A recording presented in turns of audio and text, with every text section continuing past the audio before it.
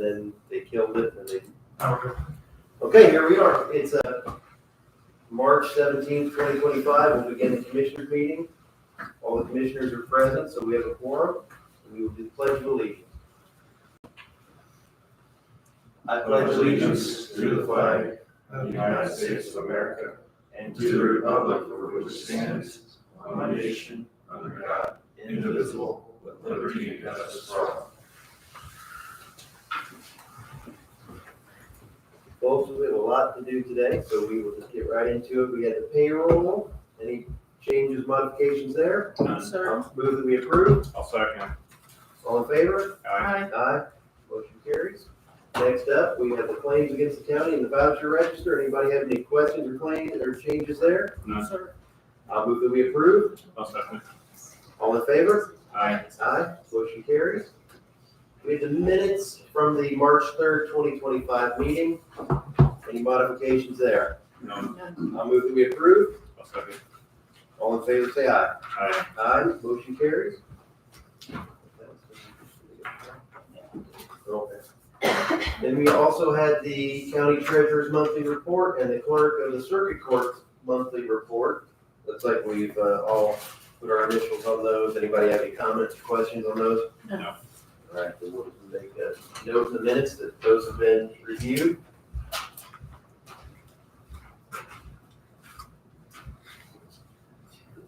I agree with you on that boundary. Next up, we have the highway reports. Mr. Legan? I agree with you. So hear that. Okay, here's a couple pictures of the mine itself down on Porterville West and 750. That is both from the corner. That one there is looking towards Porterville West. This one there is down towards Northwest 750. I'm on board. Right there, the same corner. Yeah, so last week, maybe early in the week, I asked the highway department to check it out and maybe give us an updated report. I went down and checked it out too, and so what are these pictures showing you? Are they telling you something? I don't know. Yes, okay, so they brought in some big boulders. Yeah. That they did this a few weeks ago. And what they're gonna do, they're gonna take those big boulders, they're gonna dig down to here and here until they get something solid. And then they place those boulders in there because somehow the mine puts, I don't know how they do this, they put some type of material in there and it holds a lot of water. Okay. It holds a lot of water, and then, so they wanna put these big boulders in there, so hopefully it goes in there, something solid.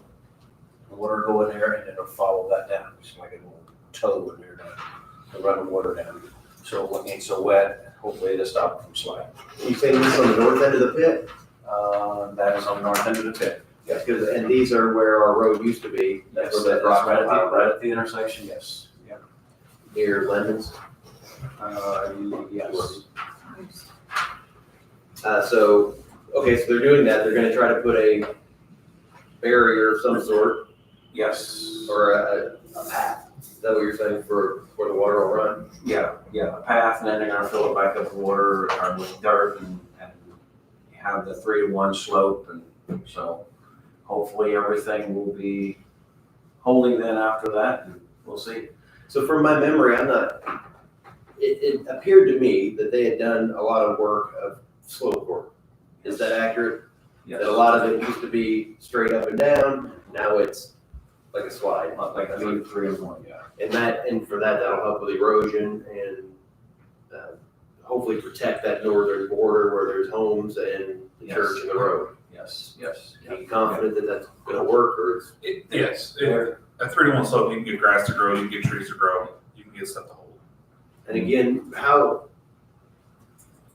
deep, or not how deep, that's not the right question. How high up on that slope will the water be?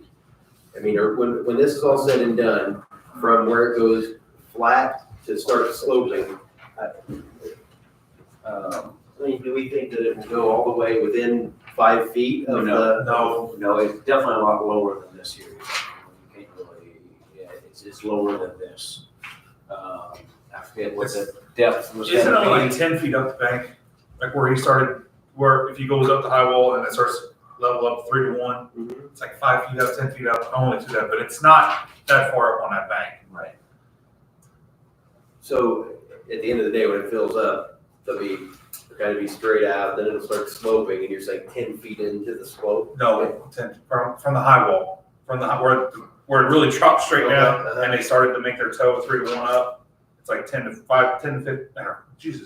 5 to 10 feet up that, from the bottom up, not from the top down. And do we know what any long-term plans are with this? I mean, it'll just be the people that own it, they'll have a lake. Exactly. They're just gonna have a big lake, big Really, fish. really big league. It's gonna be, that's deep. And that's both of them, that one and the one on the west also. So the plans are, I'll just jump ahead a little bit. Okay, they did that one there already, so that one's done, except they have to come back to fix those 2 slides. So right now, they're working on the west part of it, between 750 and 800. So they're working on that one right now. And then from there, they're gonna move down to the wash plant and do that. And then the last thing they're gonna do is 700, fix our road. And then in between, whenever they have dry weather, whenever it's good workable material, they're gonna take a lot of the topsoil and spread it out like over on the north pit and the west pit, whatever, and seed it in and everything else. So they're gonna do that in between times. So they're hoping to get done by the end of the year. So we'll see about that. As far as our assets, the road to the east, the road that they cut through last before the bankruptcy, that road's gonna remain a dead end, and there's gonna be hopefully a turnaround if we can get that worked out. Right, 750, yes. And then is the next one over 700? Yes. So that looks like a mess right now, so that's one of the things they're gonna work on, and then they're gonna also work on an east-west road somewhere further south, is that accurate? Are those the 2 main assets that we're needing? The east-west road, which is 580, that is good. That's how it should be. That's good. Then what was this? A road, for sure what road that is, comes off, from the Schneers onto 700. But that's just rock road. That's just rock road. That's all good too. But 700 needs a lot of work. 700 needs a lot of needs a lot of work. All the way from the plant, wash plant, all the way to Portersville West. So. Are we going in as a county to do anything when they're finished We are finished. to the road, or? It's still up in the air. I want to see Okay. what it looks like, and then we can decide. You You guys can- can decide if you want to chip seal it, if you want whatever. I think we should chip seal it personally and get it. It was rock before. When we do that, it was pre you and I, Yeah. but I think it was rock before. I think we should probably upgrade to chip seal, considering 750's been taken out. 750 was a paved road. Okay. But that's not necessarily the full man's responsibility, because their responsibility is to bring it back to what it was. Right, It was a rock I didn't road, know so, if they had talked to us about, yeah. I think it doing was, something when they were finished. I think it would be a good idea That we- to chip and seal it or something, because of the fact that 750, that was sort of a through road for a lot of people. Now we're gonna have to take 700, so. I just need to make sure that we've got that communication with Michael or whoever that, With the fact that they didn't put the 750 back, be able to transfer some of that money that's over. that's a legal question, I don't know, but the bonds were for 750. The bonds for 700 were to bring it back to what its current condition is. Now, if that could be transferred, I don't know that answer, that's not, it'd be nice for it, but I don't know. Mhm. So that's what we got with the quote. Thank you. Okay. Okay, and first on the list, we had, we're gonna have a pipe replacement in Celestine. The state is replacing a pipe across 164, right smack in Celestine. So people will still be able to get around the side streets, but it will be closed down. They say all week. We'll see if, Monday, Tuesday, Wednesday, Thursday for sure, possibly Friday. But in the meantime, that's a good opportunity. We've been having bad culverts up there also, and plugged up. We found a cooler, an igloo cooler in one, and it's still in there. We couldn't get it out, so we're gonna dig that up while they are doing this. So it's a good opportunity to do that. Wow. So that is one of the bigger jobs we're gonna be doing. And then last, we have road repair. We're gonna be doing a lot of rip ups and dig ups. We got everything else caught up. So now we're gonna start on the rip ups, and we did a few of them already, but so we will be doing a lot of those, so hopefully people will, when they see the men working signs, slow down a little bit, because it's gonna be rough pavement and gonna be guys out working, so hopefully everybody will slow down. And I know, that was another thing I was gonna ask you guys, yesterday, I took my wife along picking up signs everywhere, and car come just flying through. And she said, wow, she said, they didn't slow down, having lights on and everything else, and I said, happens all the time. They don't care. They don't care at all. It's crazy. You know, one person, they'll practically stop, and the next person will come through 10 mile an hour faster than they should. What kind of light do you have on your truck? Just the one on top, or do you One on have top. anything in the grill? 2 in the back, 2 in the front.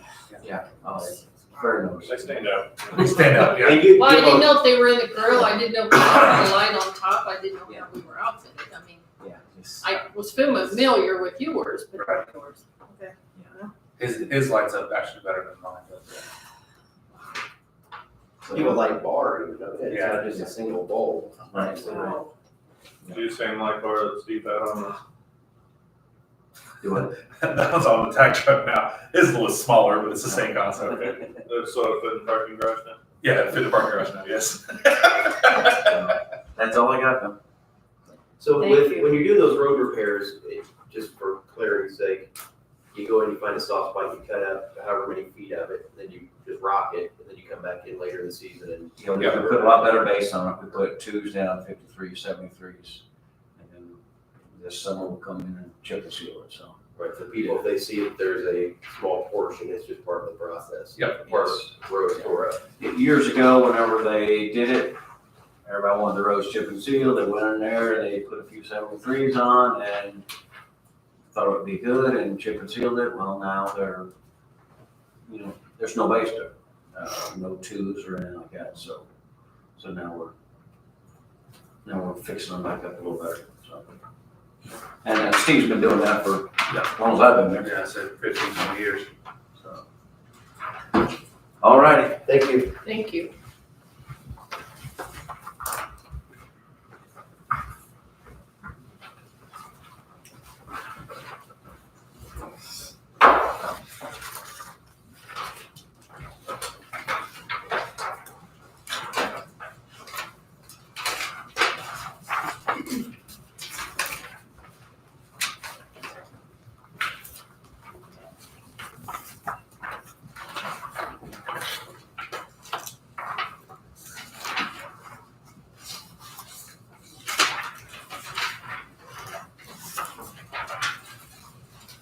Are you talking about this, the annual report today, though, or?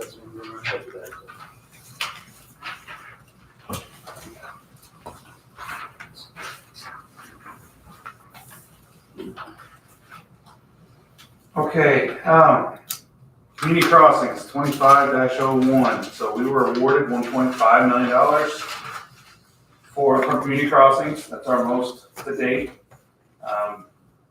So that being 75% of the total cost, we're gonna do just over $2 million, as you know.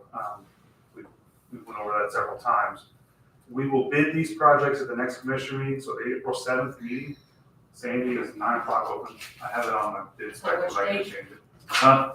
The 7th, April 7th, 9 Yeah. o'clock, yes. that's what we'll do then. Regarding the community crossings and grants, why did not all the units, did they not apply or did they not get successful on a bid? Because usually we would have other units that would run, because it was just bird's eye, that's right. Yeah, I would guess Huntingburg and Jasper, they probably got some method of their madness too. They might want to wait till more toward the end of the year. So they can bid them the first of the year like we did with our first, with 2402. Mm-hmm. You can bid those at the first of the year and get them earlier in the list. They can see where their budgets are going. I mean, So they've as got far a as lot- you know, it's not like they're denying people or Correct. there's fewer grant dollars this year at least. It just depends on who applies and when they It's apply. gonna- Yeah, I don't know if they've applied or not. I can't answer that really. Congratulations, that's good. We put together a good Yeah. application and It went. So, and if we really, I was called, notified by NDOT, and they kind of want to push them through, because if I can bid them April 7th, if I'm able to award them, get that meeting and get that ball rolling, we can get our funding sooner and get them, because usually we pay them so late. Well, if we get them pushed through, we can pay them earlier in the year, which is great. So that's why we're gonna push it along as best we can.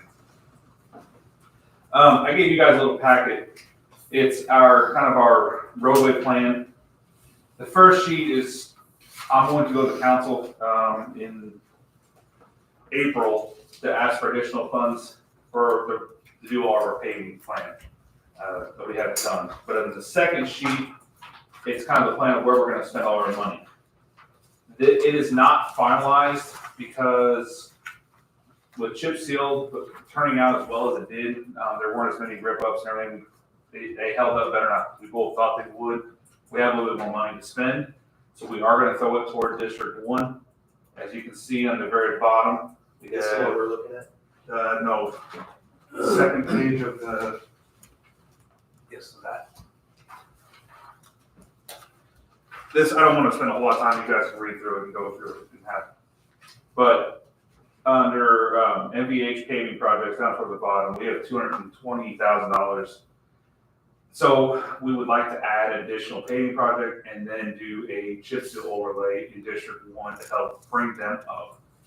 Every district is seeing, District 2 and 3 are seeing 1.5, and District 1 is just over $1 million. So we'd like to bring that number up and kind of spread the wealth a little bit.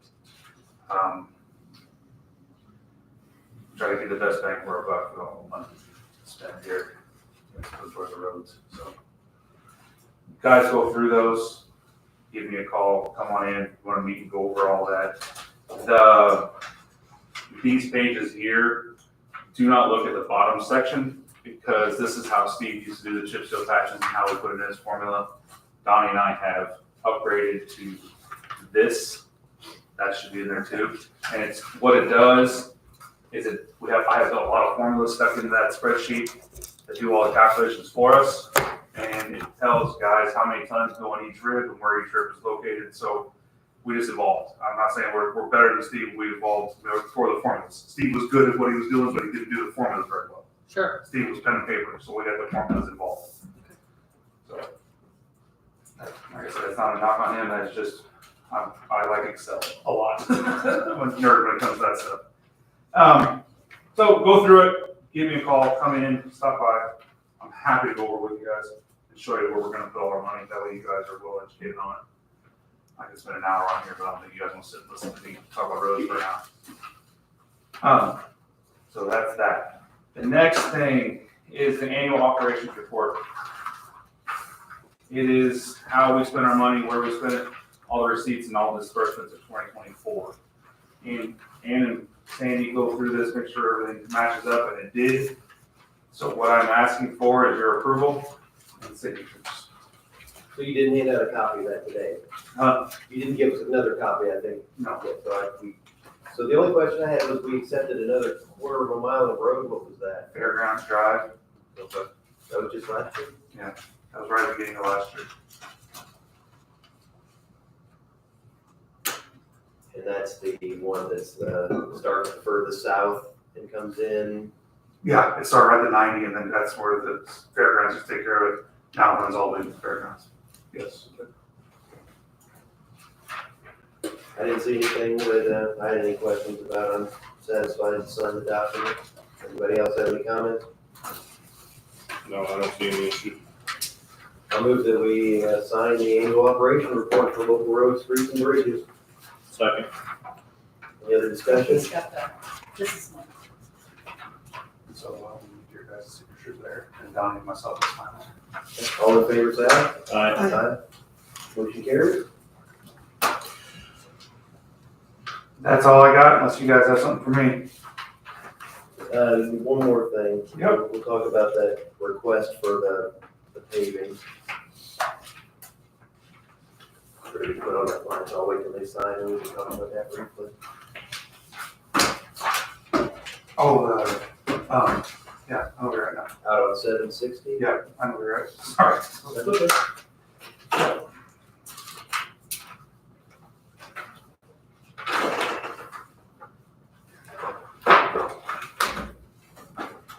And have there been changes to the paving and maintenance plan other than what you noted today with some of the roads that are getting done, some of them are, No, most of it's same, similar? yeah. The ones that are unhighlighted are not getting done. They're lower rated roads, we put them in the list. So, like we said, a paving project, yeah, that'll probably happen next year.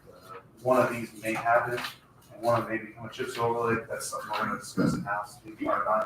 Same way with these, if they're not highlighted, they're not getting Don't done. worry about this section at all, because that's a chip and seal. We aren't, that's different, that's this plan. That's what's on this. Yes, there you So pink are the Rejuvetex, unhighlighted are chip seal overlays. We are gonna be doing those. I'll look at it, and when I'm confused, I'll tell you. Sounds good. You wanna make a time now? I didn't say if I was confused, I said when. Okay, so the next question I wanted to bring up to the board, or the request, or whatever you'd like to call it, there was an individual who, the highway department has spoken with, some people involved with this, and it's up in the 760 East area, which is up in the Du Bois area, and there's several homes there, there's, some farming that goes on one end of, on this. I think Denny Farms is up there, there's tractor trailers that use it going both directions on it. Of the road. So if you guys wanted to watch it, it's 8 minutes long, so I don't really want to watch the whole thing. But I did drive it so everybody could see it. I forgot to talk to you, my kids, so we get TV. So what they did, I can go get it if you want it later. they checked with the highway department, they said, hey, how can we get our road upgraded from rock to chip seal? Correct. I guess they're tired of the dust, of the, how that works out. So they were told what to do, they went to select, or get all of the neighbors, owners to sign the documents, and they will give the right of way. Correct. Which is what we require. So we asked for 60 feet, right, 30 on each side? Each side, correct. And there was one person out of all of them that said, I'm not gonna sign it, not interested. So they did turn in the signature list that I looked at, and yeah, there's one particular group of people that didn't sign. So from where we stand, we say, you don't qualify. They came back and asked, what if we just do it up until we get to their property? Can we do that? And I guess as the board, we can decide if we want to do that. That's probably not the wisest idea, because then we're gonna go from solid surface to rock, back to solid surface again. And that's just not what we would prefer to do, correct? Correct. Sometimes when we do that, we've done that on, I think, maybe on one of our dirt roads where it's improved, then it's dirt, and it goes back to some improvement again, whenever we get to the final house. Yeah, We've done that on some of the. Yeah. some of the roads. they pay for that. The residents pay for that when they do that. Yes, we have done. So our options here, I believe,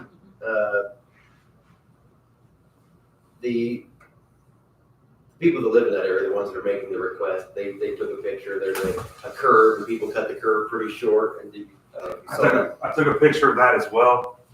I just got a plan here, you can move it though. It's one of these, I don't know which one. so one, they'd like it improved, and then they would like an improvement of some sort around this corner where there's a drop. Yeah, so it's an inside curve, Mhm, and it drops off real hard right there. mhm. And what it is the traffic on the inside curve, the traffic's moving in there. You know, they're cutting the curve as much as they possibly can. If you go out there and look, on the outside part of the curve is probably 5 foot before the ditch. That's where the road used to be, and they keep cutting it closer, closer, closer. Let's see. So we have an object marker in there to help protect it, but it's a significant drop.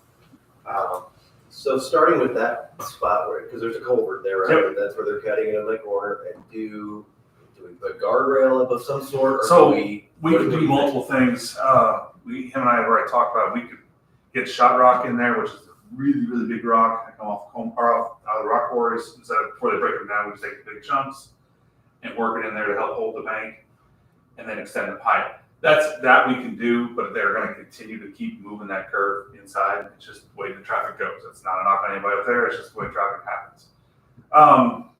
Guardrail may be an option, but I think we need to fix that inside curve first and then put guardrail up type thing. Yeah, it's just what they're doing. They just keep cutting the corner.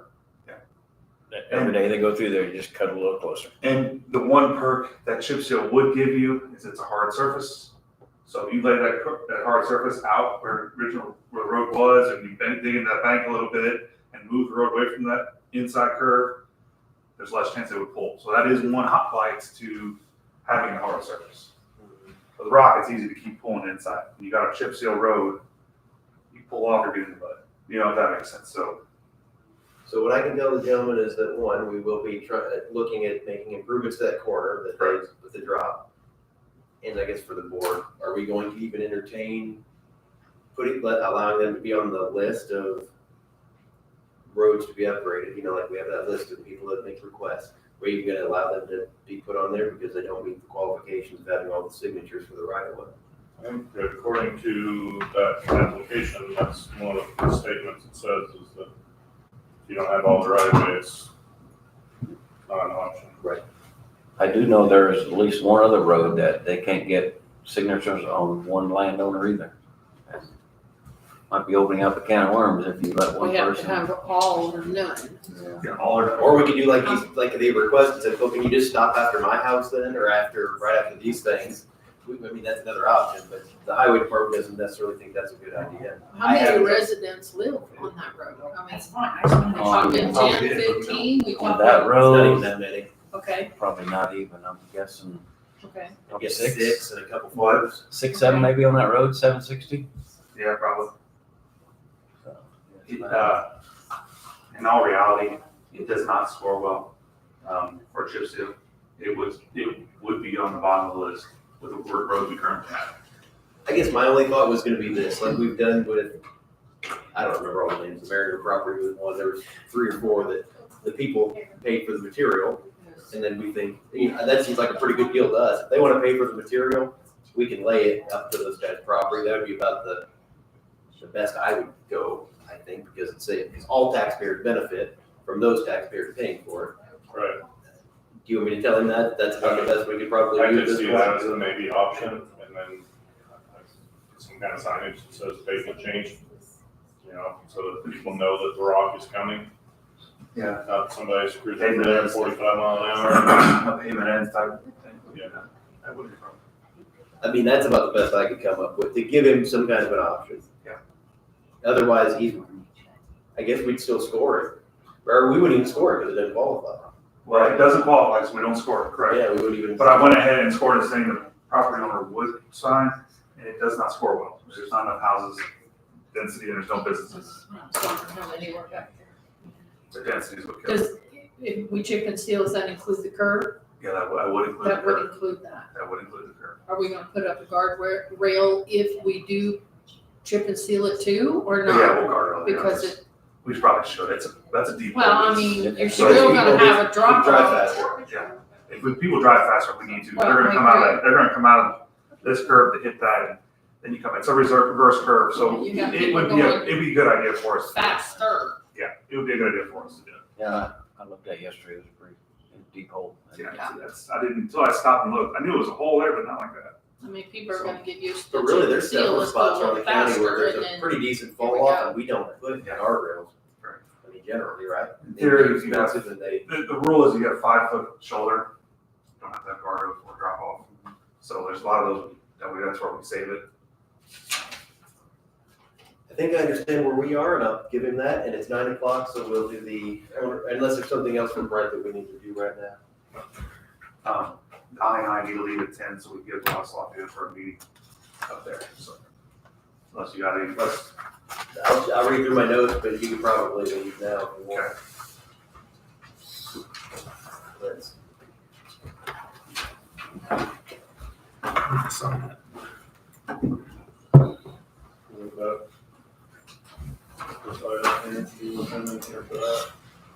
No, I don't think he will. Okay, let's do owner occupied. We have bid opening. Good morning, Jenny Monice, Indiana 15, Regional Planning Commission. Good morning. I drove yesterday before I went to Ireland and looked at a couple of roofs that we had just completed this last week to make sure that they were still okay. Are they all there? They were still there from what I could see from the road. I did not pull in their driveway on a couple of them, but my nerves were not so great Friday night, with everything going on. We did have one bid, Sandy, come into our office first thing this morning, but it did make it in time. Okay, we had one too. You had one too, so it made it in time. We are just bidding roofs today on the OOR. We have all of the roofs that have been bid to date are completed except for one. This is someone that you and I have discussed. This will be completed in April per the homeowner's wishes.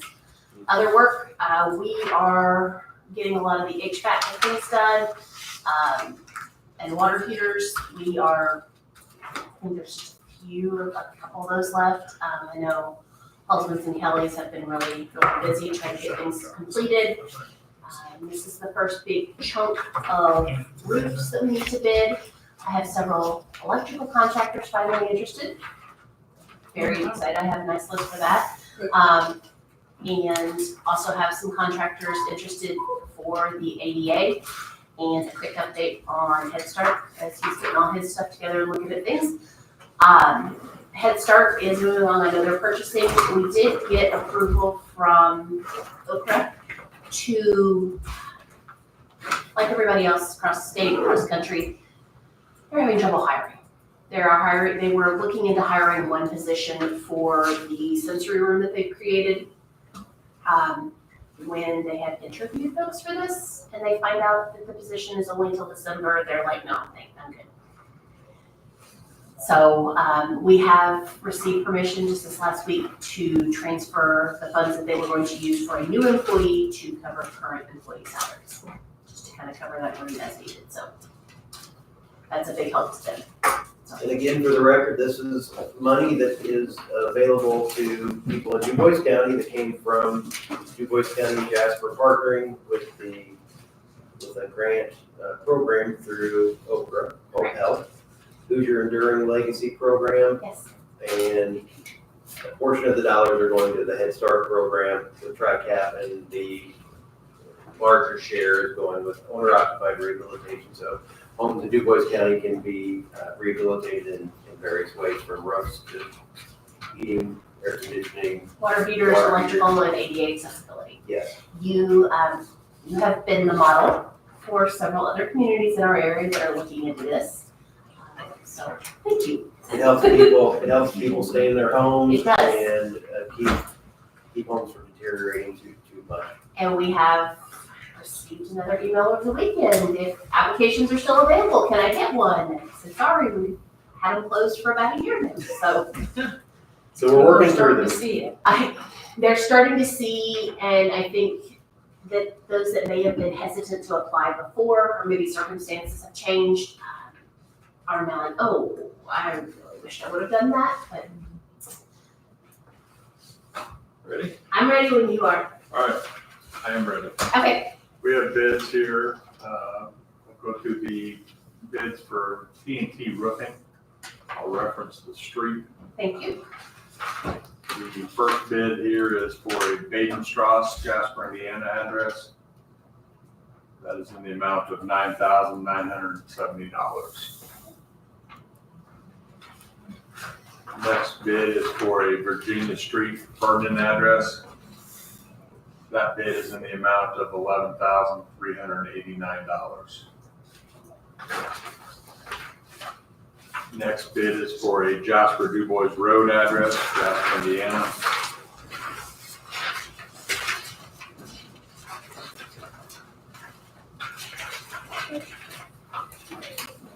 That is in the amount of $11,705. One more time, 11,000. $11,705. I have a Main Street, Ferdinand address.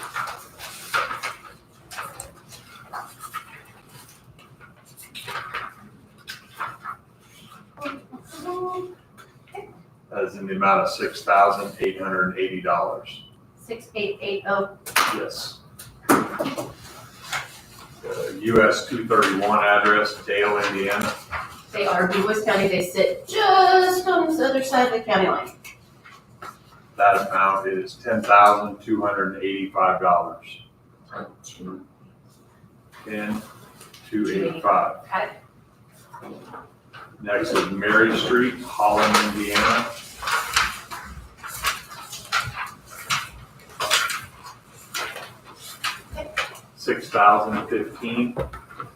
$6,015,6015. Bowl Avenue, Huntingburg. That is in the amount of $4,650, 4650. Beer Drive, Jasper. In the amount of $5,340. 2618 Bear Drive. Yes. We have a couple here. Okay. I'm sorry, repeat the amount again. 5340. Thank you. You said there's two of those on that street? I'm just making sure I have the right one because I'll go into the other one next. So this one, the last one was an address ending in 18, Yes. so that was 5340 for that one. Correct, The second one is ending in 27. correct. That is $5,805. there are several in that neighborhood. I have to double check every time I look at them. I have a Jackson Street, Huntingburg. That is $4,600.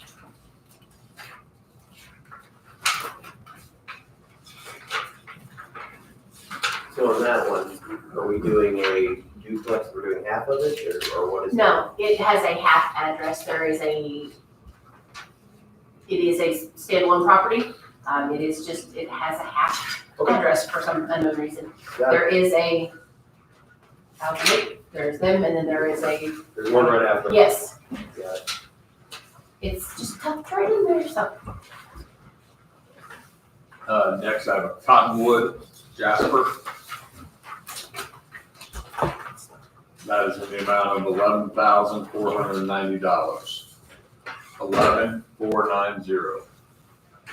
This homeowner just contacted me this morning. Some of the removal work has already taken place on that home after this weekend. Last one from T&T is the Bartley Street, Jasper. That is in the amount of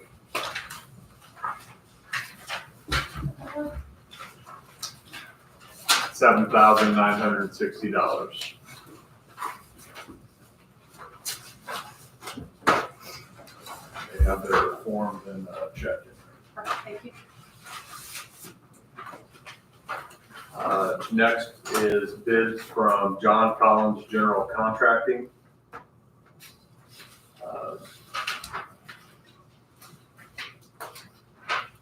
First address, Baden Strauss, Jasper. $11,900. The Next. grade on the roof, Yes. is there more than two bidders?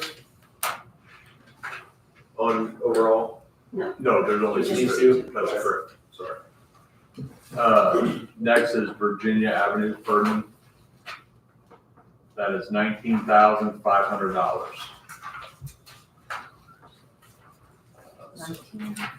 19,500. I will send you a sheet as soon as I get back. The next bid is for the Dale, Indiana, Highway 231 address. That is $13,500.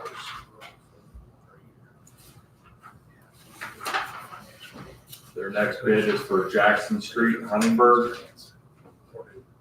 That is in the amount of $16,000.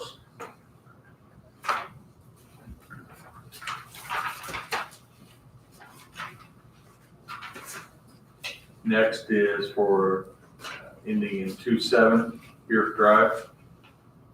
Is $16,150.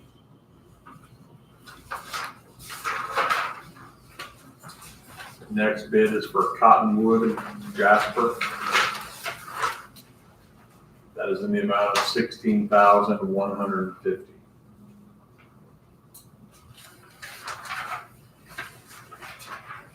Next bid is for Mary Street, Holland.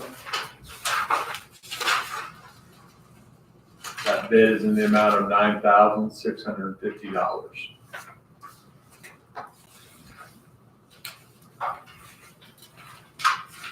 next bid. And final bid for them is for Main Street Permit. That is for $13,500.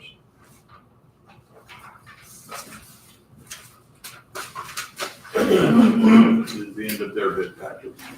So every property got a bid, Everything did, yes. at least one, Yes. so that's a good thing.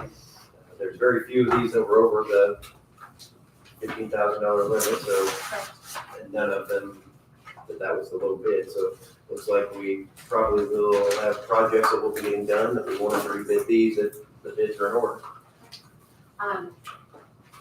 Take a look at these and then can we take a motion to approve contracts for these in just a little bit? Yes. Okay. We have the sheriff's department That's here, that will be with them, and then, Perfect. yeah, whatever you need to fit in, we'll, That's we'll fix you back in. I Thank you. just like spending the day. All right, so we're gonna get these out off of here. We had some mail that came in about Jasper High School being proposed for nomination to the National Register of Historic Places. We've all reviewed that. We're doing some work in an area where we own some land, so they gave us some, they're gonna replace a small structure, so the highway department, you probably know this project around State Road 161. I'll let you have that if you want to look at that.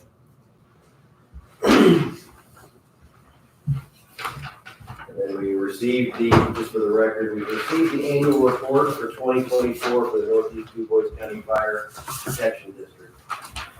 And you need that for your records. So I think those are in order.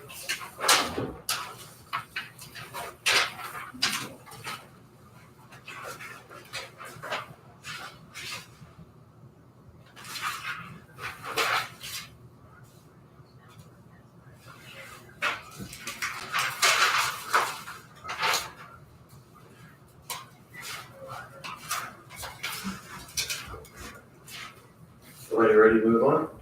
Yes.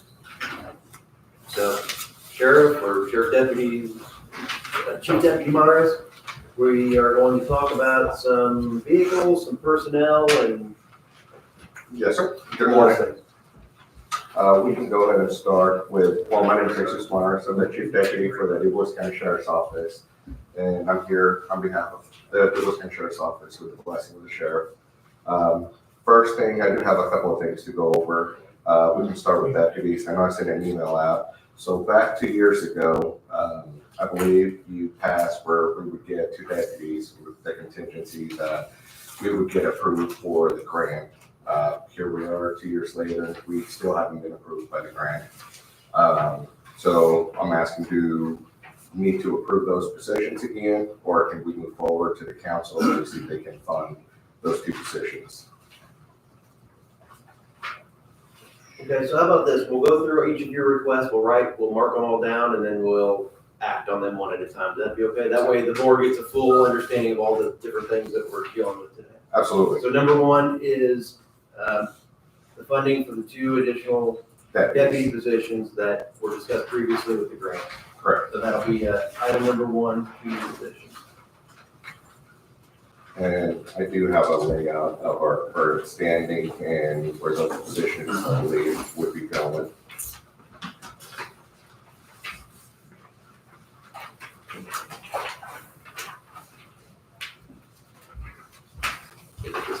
Yes, we did get that in. Thank you. Yeah, thank you. I brought extras just in case. The second one will be vehicles. Currently, did I give you guys an email with our current fleet and proposed fleet, where we're at?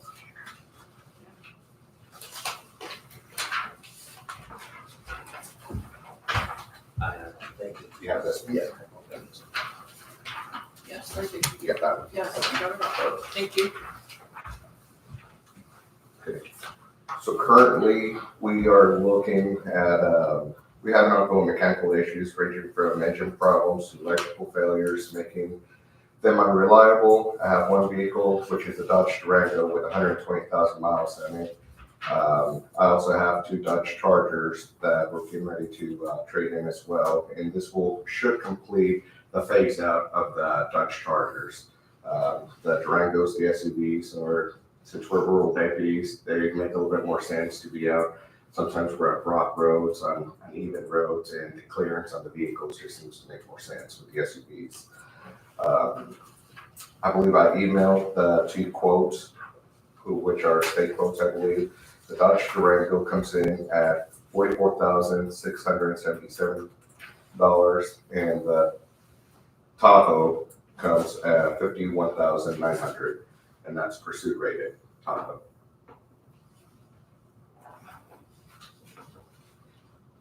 With all the mechanical failures we've had on the Durangos, I figured we would venture out a little bit and maybe look into Tahoes. I know there's that $7,300 difference, but in the long run, they might last a little bit longer with the engines, with a heavier body, just made it a little bit stronger than the Durango.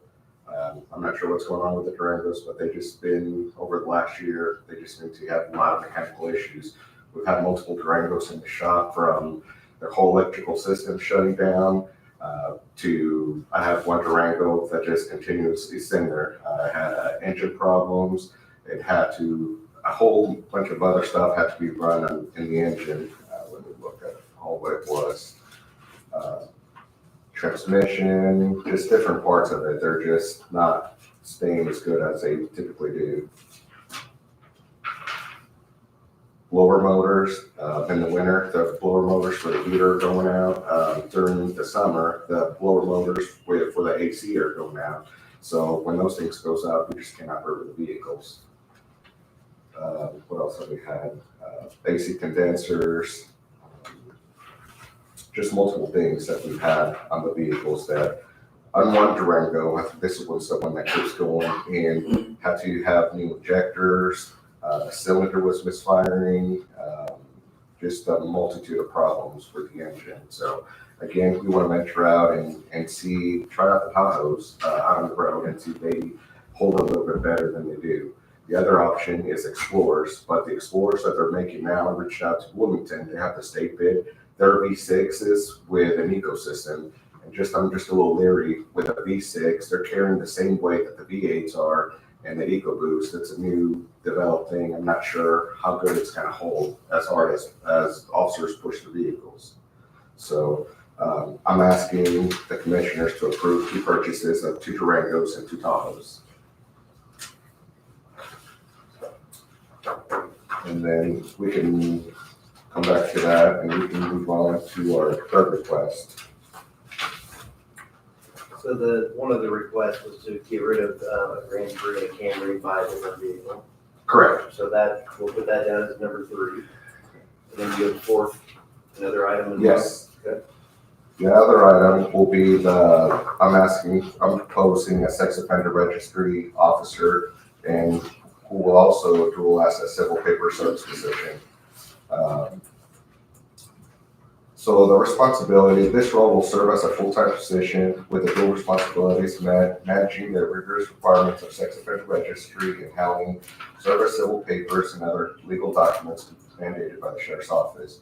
The responsibilities of the sex offender registry will include, but are not limited to, the management of Indiana Sex Offender Registry, enforcing compliance, maintaining the registry, integrating notifications, public and professional education, and public awareness. This position will also serve as a paper service, anywhere from subpoenas to protected orders, lawsuits, paperwork, any type of legal paper that the courts require them to serve. They will also serve as a fill-in for a transport officer and for a school resource officer. So anytime that the school resource officer are away for training, are going to be off for a couple of days on personal time or anything, this person would go up there and would be trained just like the SROs and take up those responsibilities. I'm proposing that this would be a civilian position, which would save the county money.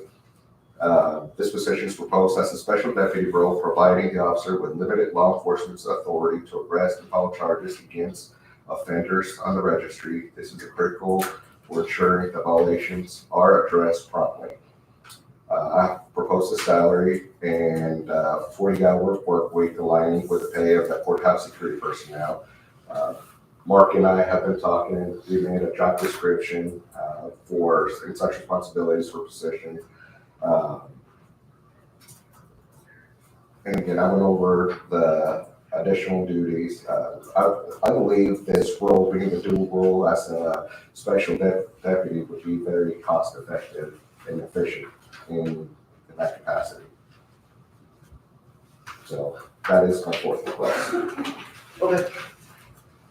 I guess the fifth item then will be the body worn cameras. I think that's something that we need to sign that contract for today, or do we need to talk about that as well?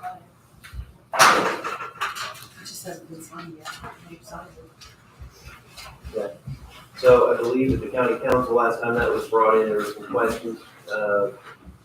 Do you know where that stands? Or Sheriff, do you? I haven't received anything back from Greg yet, so I'm still waiting for his approval. So he's supposed to just look at it to see if it's to form. I just couldn't get it on the Sorry. email, so. All I did from 2020 was the stuff that's We handed. added that stuff on. Yeah, other than that, everything. That was all I was gonna add to it. Yeah. Sorry if I didn't get back. No, that's fine, I was just kind of waiting Those for are you to get back with that, so I. Three. I looked at this, Yeah. it's just a renewal of what we had, and Right. then they updated it. I Just make sure had that's numbered. I think to it's go, yeah, I fine. had to go back. Okay, and I thought things there were in order as well, as long as the council was fine with, it's considerably higher, but it's been 5 years, things are gonna be higher, and we added some cameras, some.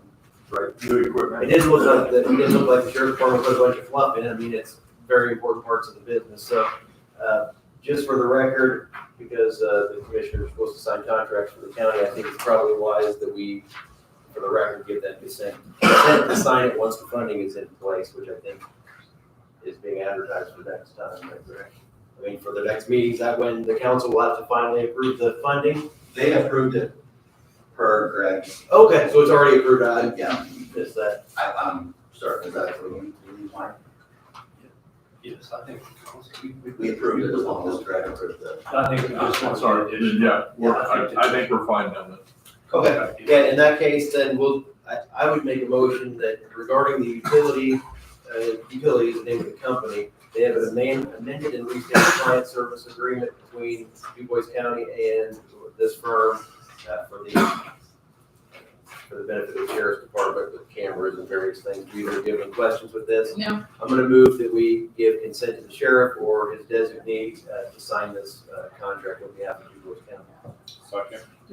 one of us have to sign it? No, Okay. we're giving them consent, so they'll Okay. take care of it. So it looks like we're in good shape there. Okay, I'll move that we make that. All in favor? Aye. Motion carries, so the body worn is fine. Okay, I guess I'll start with the easiest ones, the request to turn to trade in the Grand Prix and the Camry. Correct. For a vehicle to be selected at the discretion of the sheriff out of strike force funds. I'll make a motion that we approve that. Second. Any other discussion? All in favor, say aye. Aye. Aye. That motion carries. Thank you. On these spreadsheets, let's deal with the vehicle request next, if we could. Is that okay with the board? sure. You gave us two spreadsheets by email. Correct.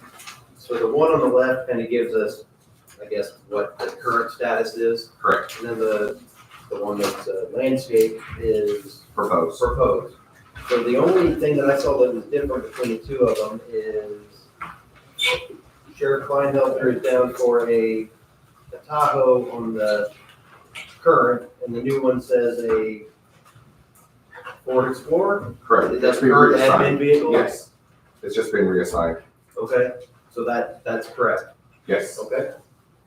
And then we have in here,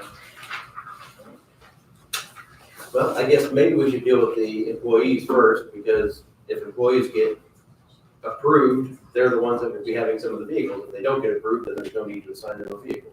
Correct, then we would probably keep some of those vehicles in our pool lot. So let's see what we got here. Okay, so the request is for 4 vehicles, 2 Durangos, 2 Tahoes. I believe historically what has been done has been, well, I don't know if it's every year, I can only remember the last year or two, we've done 4 vehicles and to keep the fleet current. And last year, the county paid for 2, the sheriff's department paid for 2. And, yeah, so this year they're asking for 4, for the county to pay for the 4. As I look through them, I'll give you my thoughts on it, and you guys can share your thoughts on it.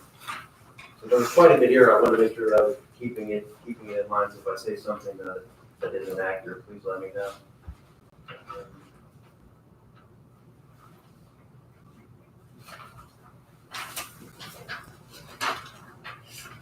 Okay, so looking at the pool vehicles, if we traded the 4 vehicles that you have listed, that's 2 Durangos, 2 Chargers.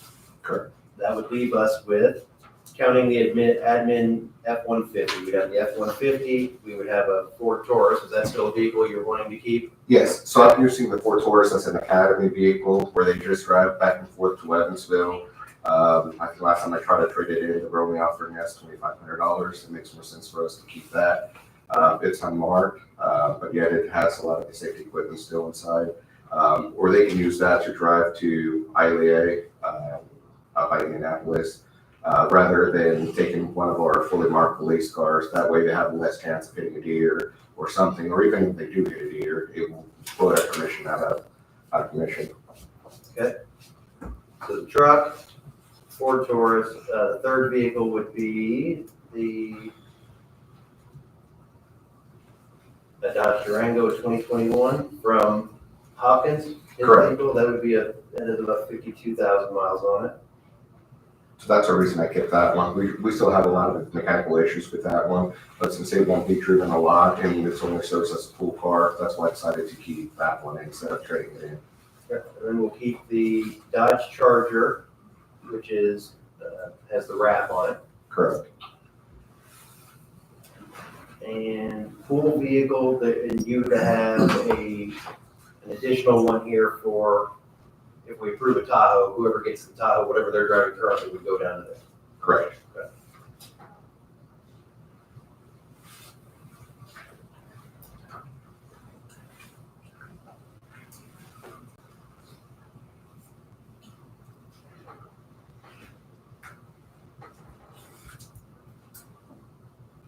All right, so I think after I reviewed everything, here's what I would propose, and then we'll hear what they have to say. I think it's a fine idea to get rid of the 4 vehicles that you have in for trade, in addition to the ones that we just approved earlier.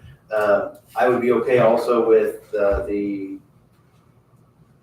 don't mind your idea of trying to do a Tahoe and a Durango. Both would be 25s, I suppose, right? Correct. And we'll see which one performs better.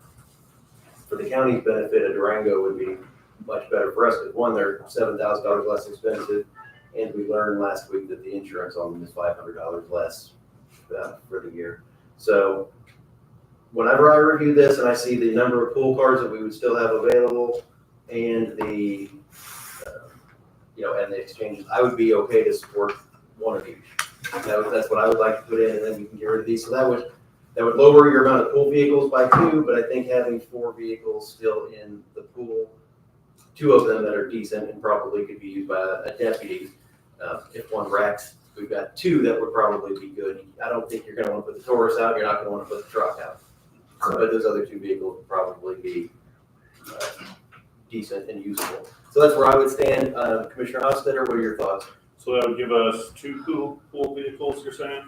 No, we would have it would give us 2 that I believe the sheriff's department would actually use for deputies, and then a truck and a Taurus on top of that. Okay. So the pool vehicles would be a Charger, Durango. Nope, not the Charger. Oh, I'm sorry, yes, the suicide prevention Charger. Yes. A Charger, a Durango, a Taurus, and an F-150. So 2 vehicles that would be what I consider and you tell me if I'm wrong, I mean, a main reason to have a pool vehicle is if one goes down, you can't issue a wreck, you've got something to put somebody in. Correct, essentially it's the officer's office, everything that they need, everything that they work at, it's their mobile office. So we have to have something. If we don't have a vehicle for them to come into, it's like them not having an office to come and work with and stuff. So that's why we have to keep a selected number of pool cars just in case that happens. And I guess the reason, one of the ways I looked at this was I looked at how many miles the vehicles have that we have existing, how old are they, what kind of wear and tear have they had? And also if we take two more of the vehicles that we don't necessarily, that aren't gonna be getting a lot of use, get those out of there, it saves us a little bit on the insurance. We talked with our insurance guy on Thursday, everything's up 11%, and they said that a big part of it is law enforcement for some reason, that the liability and the problem, just because of the nature of your work, not that you guys have done something wrong here locally, but It's just the nature of globally, the beast. yeah. You know, for the liability portion, which is separate from the vehicles, there was a death at one of the county sheriff's departments, and I guess that's a big payout for the insurance as a whole. And so everybody gets to split that and pay for it. But not with us, right? But you guys did not have the I cost. want to make sure that's clear, that's I not know. our, Not this county. not in this county. Right, but I think Vandenberg County's in the middle of a lawsuit with someone that died on their watch, and they wanna, the insurance company wanna make money, so they spread it out over their book of business. So I'm sorry, go ahead. No, that's okay. Let's see, I do like your idea of just doing the two vehicles, seeing as there would be 4 pool vehicles at that point. The only thing I would add is that I think the Explorer probably should have had a quote for that, just because that platform's been out now 10 plus years, and they've had good luck with it. Dodge is actually moving away from their V8s now and going to a V6 with the turbo, similar to what Ford's done. So I don't think it would be a bad idea to maybe give that a look. And I mean, if you got one and it didn't work out, then it doesn't work out, but, you know, just as another option. Absolutely. And knowing it's a Ford, it probably cost a little bit more than what these are anyway, so. I support the Durango and the Tahoe at this point. I did look at your bids that came in. Have we went anyplace else and got any bids besides what I have here in front of me? No, so up in Kelly Chevrolet, they have a state bid for the Tahoes. I've actually tried 2 other different places in the past. I tried a local dealer here and one in Salem, and they couldn't even come close. There was a program where they could take $3,000 off the top price, but still was gonna leave us at like over $70,000 for the Tahoes. So I'd asked you for the list, but there's not really a list that necessarily says that any dealer can sell it at this price. There are certain dealers that are said, this is a Washington Chrysler, you're selling this one, you get that contract. Yes. And like you said, the Fort Wayne one gets the other one, so that's where I didn't. Yeah, I've looked and I don't think there's such thing that exists, of who gets the bid of that. I didn't have any luck finding anything like that. I just know from conferences and stuff and talking to dealers, that's who they had it. And that's who they told me Bloomington is the one that has the Ford bid down there. But no, I tried locally to purchase in the past the Tahoes, and $20,000, they just couldn't come down to that number. I'll let Tom? Dealerships have to apply for the state bid, and Oh, local okay. dealerships I have didn't know not that. applied for it. So to buy one, you just gotta find that dealership that is paid for to have the state bids. Like locally, there is no state bids because they don't sell enough to make their Oh. money. So that's why you have to go to a bigger area. Okay, I didn't know that. Yeah. I was not aware of that. so Okay. there's maybe more than one dealer that can do it. Yeah, That- I mean, that- any dealer can apply to get it and may get it or may not get it, but locally, nobody has applied to even get that state bid. So we've had Kelly Chevrolet, there's also, I know of one in Louisville, that never returned a phone call. But other than that, I don't know anybody that does the Chevrolets. And the Dodge Durangos are sporadic, Washington does and a few others, but nothing local. On here too, on I the didn't know that. whatever they call the first sheet, the retail order form, I think the number should be in the 44,670 something range. And then on the second page where it has the configuration preview, the total price is 49,000. Do you know why there's a difference there? Something I asked him about that. I'm like, sorry, are they 49,044? He said that something else that they would be retail, I believe, sold to the public, but our price would be like 44,677. Correct. Okay. Yeah, it's the front one up there. Because I did call him back and he's like, okay, if there's only $2,000 difference, why are they so high? 10 years ago, I was buying the Tahoes for, 7 years ago, I was buying the Tahoes for 30,000. That's how much they went up over the last couple of years. But yes, our price would be 44,677. Okay, that was one of my notes. that I had. Get your stuff loaded, if you have anything else? No, I was looking at my notes, I had notes, let me look at my notes.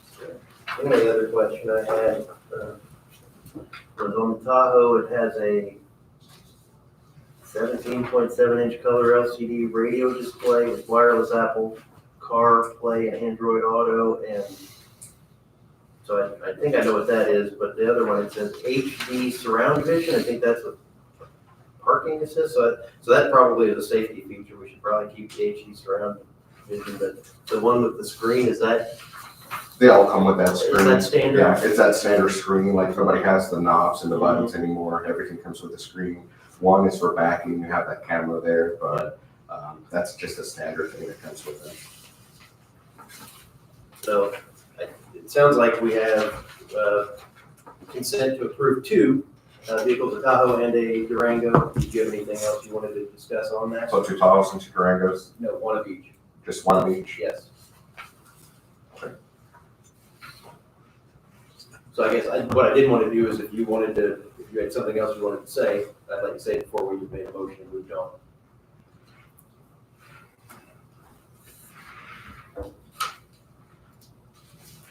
Do you want me to trade in 4 vehicles and just get 2 vehicles back then? Yes. And then 2 for the one on that other vehicle, the one that we reserved earlier. So my motion will be this, and that way you'll hear it, and we'll give you a second to respond if you'd like. So my motion would be to approve that the DuBois County Sheriff's Department purchase one 2025 Dodge Durango Pursuit Edition from Washington Chrysler Center,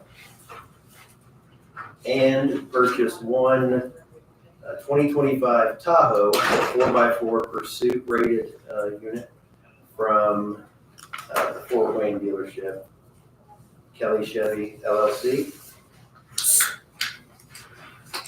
Additionally, they will trade in the 2020 Durango, 2 2020 Durangos and 2 2019 Chargers with the vehicle identification numbers that you provide. So that would be my motion. So is there a second? I'll second. Okay.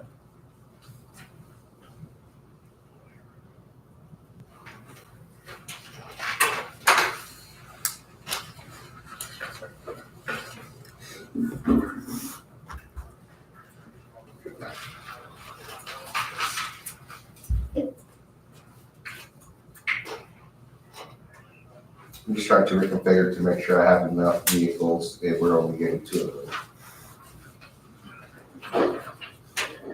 So it looks to me like the vehicle that was for Deputy Hopkins, he would get the one new one, and let's see, Ethan Gogol, looks like his vehicle is being traded, so probably that one. Correct, that's what I had, Ethan Gobel, Eric Hopkins, and Trevor Wiseman. If I only get 2, then I would only be able to replace Trevor Wiseman's and Ethan Gobel's, and then Eric Hopkins would have to stay his. So his vehicle was 21 Durango, is that right? Correct.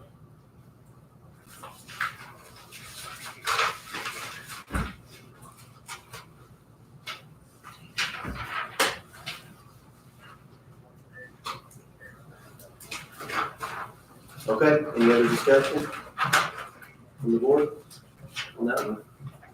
I do. I know you've got our Excel sheet and stuff that I have here. I guess I'm trying to understand as to your vehicles that you have. Do you have like a schedule as far as your rotation with these vehicles? Do you determine it on like how many miles or how many maintenance issues you're having? I guess what I'm trying to do is, do we need to put something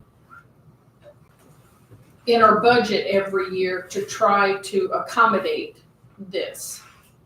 Typically, about every year, we're probably looking at trading about 4 of them, and they're based on mileage, on Maintenance maintenance issues? issues. And I got a sheet that the council had asked for on maintenance issues for every vehicle. So I keep notes of every time a vehicle gets an oil change, every time it goes into the shop and everything. And that's how I came up with these 4 that were problematic vehicles. Again, Hopkins only has 52,000 miles, but we've had a lot of problems with it. And keeping it on the road has been hard just because it's been in the shop so often. I Same just thing didn't know if you with had some kind of a rotation according to the years. I guess with your vehicles, it's kind of hard to do that. I guess what I'm trying to figure out is something for the future for our budget. You know, we can set up here and discuss it, you know, to no end, but you still have to go to county council. Correct. So I guess in my mind, I'm just trying to figure out how we can do this a little better. So every year I'm gonna require, or our fleet's gonna require that we trade in anywhere from 3 to 4 vehicles, depending on mileage and years. We're trying to do it every 4 years. Again, one of the vehicles that I haven't traded in is, I have a 2020 Durango, but it only has 51,000 miles. It's been a good vehicle, a reliable vehicle, so I'm not gonna trade that one in because it's been a good vehicle. You might get other years that, hey, if we have vehicles with 90, 100,000 miles, we might need to trade 5 vehicles. So every year is gonna dictate depending on the maintenance of the vehicles, but you can count from 3 to 4 vehicles getting traded in. I'm just trying to think of the future to how we can budget this just a little bit better instead of Absolutely. coming to us and, you know, having this discussion. That would definitely make it a lot easier Connor, can you- for us to budget in When there. you're finished here, can I show you something? I just want to ask you something. Yeah. So I think.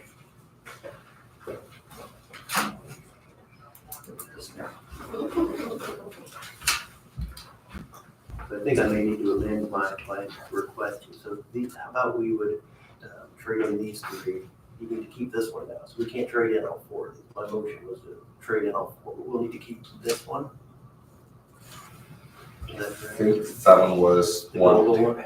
yes, that one has 120,000 miles on So it. that one would go to the pool. Okay. He would keep the 51,000. Or the one that is 51,000. So I guess my motion would be to approve the 2 new ones, the Durango and the Tahoe, and then trade in these top 3. You want to keep one with 120,000 miles? Well, This one right here has what about 120. this one? That one has 84,000, that's why when we had the engine issues. and everything. So So you still think it's a better idea to that's why I need it for, correct? no, I mean, to trade these 4, Yes. you don't have any use for those. So we'll only go ahead and trade them. Okay. So I got these making sheets on The crew that's on working out there. some of the top vehicles. And, yeah, so that's what was trading in. The one with the red. I figured, I because it's remember got that 84,000 conversation, miles but on I it, just wanted to But make it's sure. had a lot of issues. I didn't know how much Fuel he was. injectors and all kinds of stuff wrong with it. That's one trading that one.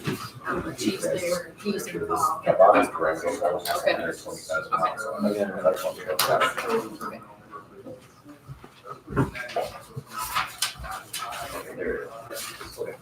So this is the main issue for that one, red. Okay, I think my motion is gonna stand, is, any other discussion before we take a vote? All in favor of the motion, say aye. Aye. Motion carries. I guess I'll ask, is anyone opposed? Okay. All right, so next up is the positions. So let's start with the request. I guess maybe it might be just how we were talking about these. So you put down that you're requesting a road sergeant to replace Sergeant Fleming, who retired, and one to replace former Detective Anderson. But those two positions have been filled already, they're just in a different, they've been moved somewhere else. Correct. Okay. So those two, we're not really replacing them. Correct. Those have been filled, okay. So then in addition to those, you're wondering from us if, so we contingent approve 2 positions pending the COPS grant, Correct. whatever that was. And the question is, do we want to leave those positions available to give them the consent to hire those 2 positions? Or do we want to, so we'd have to change it from being contingent upon getting the COPS grant, which we haven't gotten, to just allowing them to be hired. So that's kind of the question we're at, and then we would either grant that or deny that. If it's granted, it'd have to go to the county council for their approval. So that's the step. Do we know at this point why we did not get the COPS grant? We don't. Honeybird actually hired somebody to do their grant as well. They got denied. Jasper City put in for the grant, they got denied. I'm not sure. Petersburg, I think, is the only one that got one in the South region. Really? But we don't know. Okay, I was just curious if we ever knew why. We had that discussion before, so. I don't know what the right formula is. We hired somebody, that didn't work. I did it myself. Sandy helped me a lot on the way through it, and we still didn't get it. So I'm not sure what the magic formula is for that. So in addition to the request for those 2 is the request for the sex registry person. So we were provided a employee list that shows when the road units are on and when the specialized units, what those are. So that would include the court security folks, the resource officer, and then our detective and mental health deputy. So we do have a list of all of those. And it looks like on the list that he provided, B shift, they show that there's a vacant sergeant. And where's the other vacancy? Down at the detective, general detective. Yeah. So.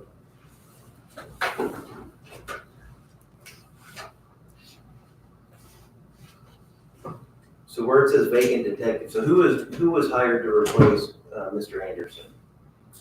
I believe our last hire was Trey Fleckner, who's currently at the academy. Okay. And before that would have been Zach Whiteside to replace the position of, Sergeant Pat Fleming.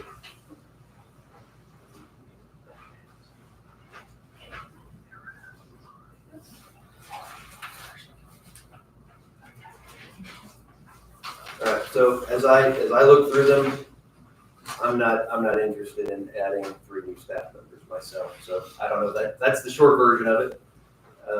So I guess I would say that I would not approve the additional 2 deputies that are requested or the sex registry person. So that's where I'm at, Commissioner Hosted. I'm gonna have you skip over me. Okay. I'm not sure yet either. Is there any questions I can answer?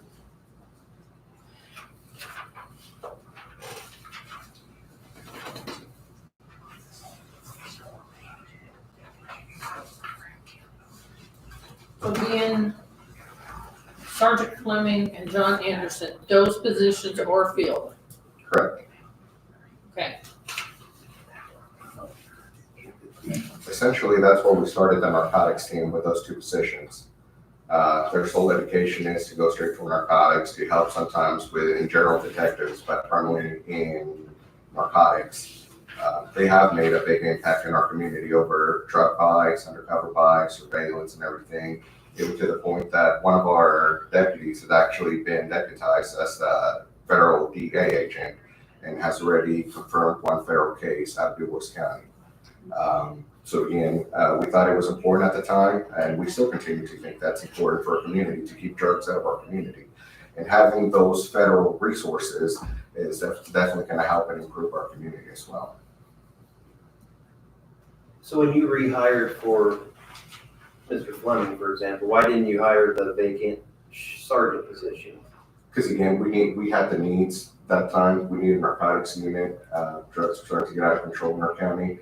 So our guys have been hitting the ground running with this.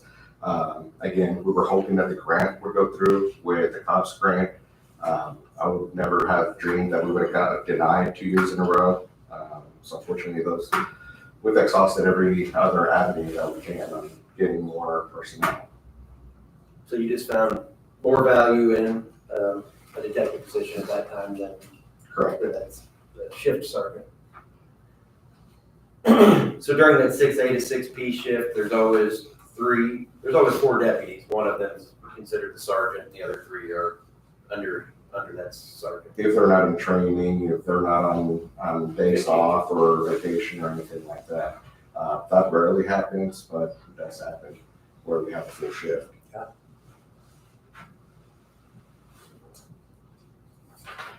Currently, the 2 deputies, Zach Whiteside and Drake Legner, they're not in W-2 midnight. Again, that's where the projected positions is gonna go to. Right now, one's in the academy and the other one's still going through FDO training. Once they get trained, probably over the next 6 months, then that's where their roles are gonna go So it's to gonna be midnight to cover the overflow. or even. You said they're gonna be the swing shift, I don't know what you call it, but the end of Correct, shift. yeah. And that would eliminate officers staying after 6 o'clock. Those guys that are the swing shift can take over and send those guys. That's gonna eliminate comp time, overtime, and stuff like that.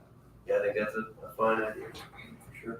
But again, we still need our 2 other guys to cover the sergeant and the general detective.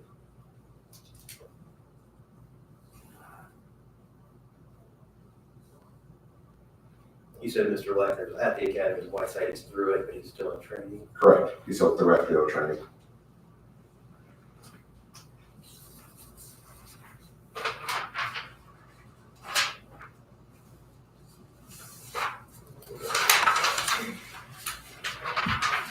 So you're looking for a sex offender registry person, somebody to fill the vacant sergeant position, and somebody to fill the vacant detective. Correct. So on one hand, though, just to be clear, the commissioners never created those detective positions. We created deputy positions, and the resources were shifted from deputies to those positions. Right. Is that accurate? Correct. I think just the need of our county, our community's doing a great job on educating our children, see something, say something. So unfortunately, we are getting a lot more reports of crime against children, and other things that normally road deputies don't have the time to properly work, and they'll go there and take the initial report, but then they hand it off to the detectives where they can see the whole investigation through. When I was a detective sergeant, there was no case that was a 2-hour case. It was always a 3 or 4 week investigative case. When you go investigate one thing, it leads to another, to the other, and everything. So it's more in depth. And again, we want the citizens of our county to get the best possible service out of our law enforcement.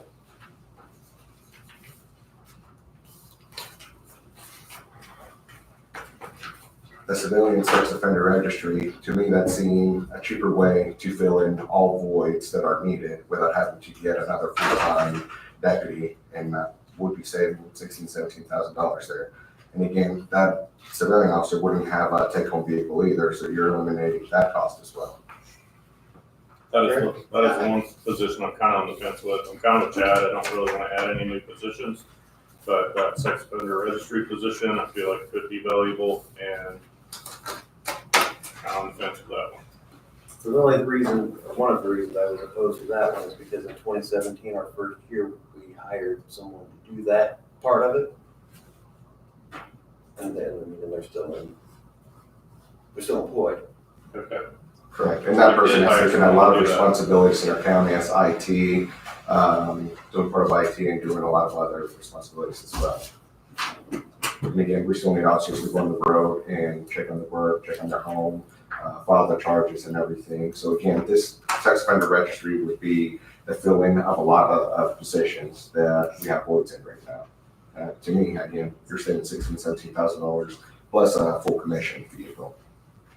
Think Sheriff Kleinelt, you have a comment? Yeah, I do. Just a couple of things. Jesus is doing a great job, and this is a project that I allowed him to work on, and I think he's doing a great job. But to clarify a couple of things, we only have 2 detectives. That's the only positions that were created. We have a detective, Sergeant Wade, and Donna is our other detective.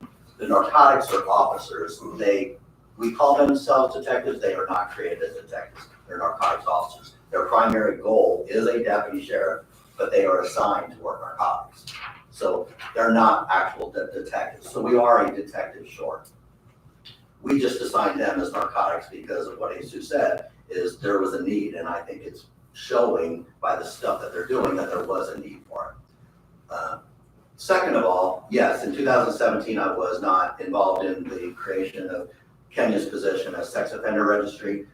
She does that. She's still doing that 100% with the help of another deputy because she's not allowed to file charges. She's also not allowed to go out on, and I think Kenya can speak to this, she's not allowed to go out and do the home checks, to do the checks to see if they're at work, to do the stuff that it takes to make sure that our citizens are safe from the sex offenders, okay? We also know that that's not a full-time position. So when we talked, we was like, okay, yeah, so when they're not doing that, they can serve papers. That is gonna free up our deputies from doing the civil process. There's also been a lot of concerns from the courts on, did this paper get served, did that paper get served? So to eliminate the confusion of mass text, that, hey, did somebody serve this paper or that paper? It lets us go to primarily one person and they would be familiar. They'd also be familiar, like, okay, I drove to this residence in Birdseye on Tuesday night or Tuesday afternoon, they weren't home, maybe I'll try it on an evening shift one time, instead of the deputy that goes up there 4 or 5 times before they can actually serve that paper. So it just kind of eliminates that. That's also not a full-time position. So we're taking a lot of that position, what you said there is this person is combining a lot of small positions into a full-time position. The possibility of when Jeremy or Tim are out of school, they can go over there, they can go through the SRO training and they can be helping the SROs. They can also do transports. Anything that we possibly can come up with to allow the road deputies to continue to be road deputies. So that's all I really wanted to clarify. Thank you. Sometimes we'll get a call from the judge at 6 o'clock in the afternoon, hey, I need you to go pick up this juvenile up in Muncie and take him to Fort Wayne.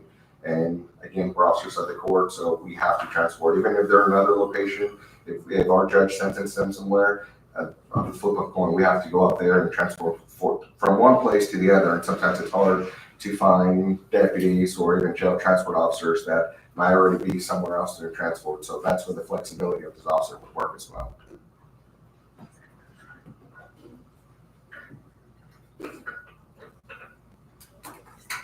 I know it's a tall order, but I think that's what our community needs are right now.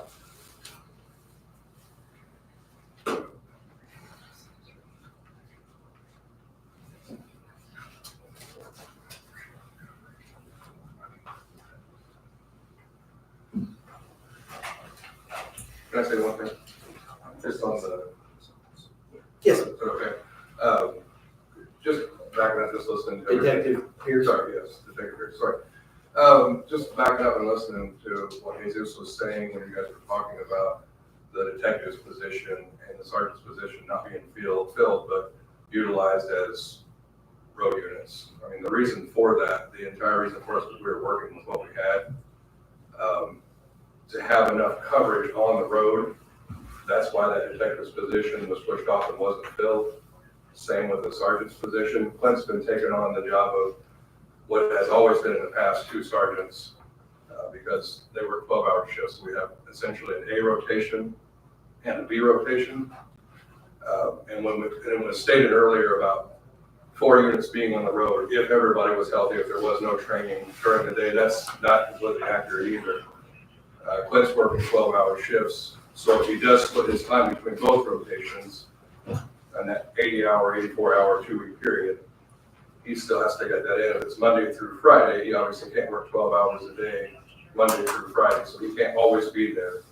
He's going to the shift that he sees needs filled, needs extra support. If we've got 2 guys on vacation or 1 sick, 1 guy on vacation, Clint can fill that. or he can try to manipulate the rotation to get someone else to fill that. So it's where it was completely stretched thin for a while, and as a matter of fact, short on a couple of different rotations for a while. Clint's been filling in, and again, managing the entire staff of road units instead of having that split between two sergeants. But Tom and Jesus and even Clint and I agreed at the time, it was more important to have those shifts filled. Clint pick up the extra work, Don and I pick up the extra work instead of filling the detective's position and that sergeant's position. But it's been going on for quite a while, and that's why there's always been a there, but we understand it can't happen immediately every time, so that's why we try to be patient and spread everybody out as much as we can to get the coverage that we need. That's all. Thanks. Thank you.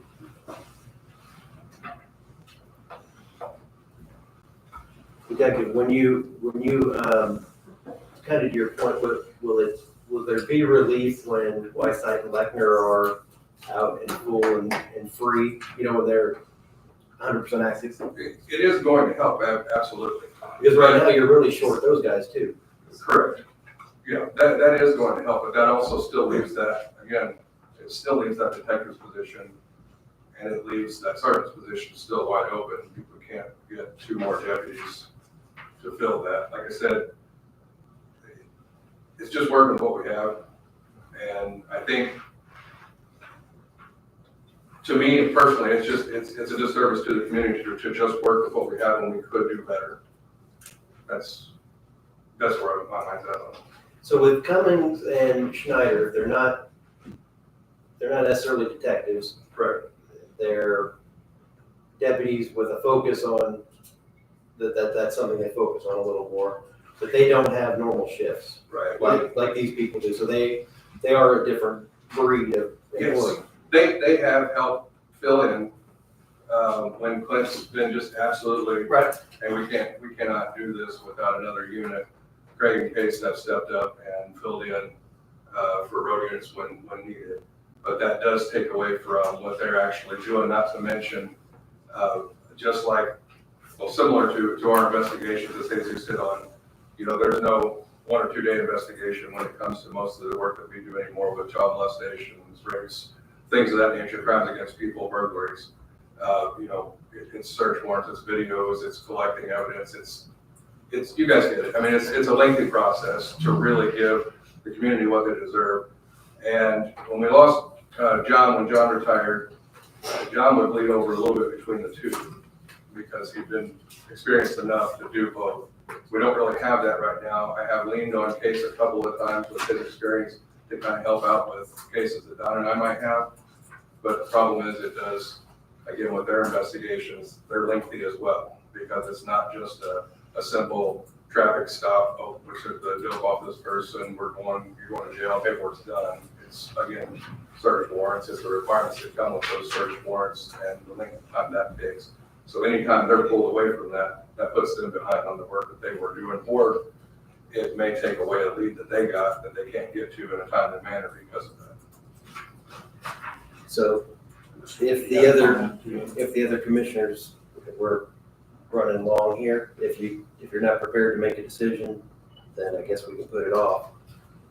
Or are you ready to make a decision?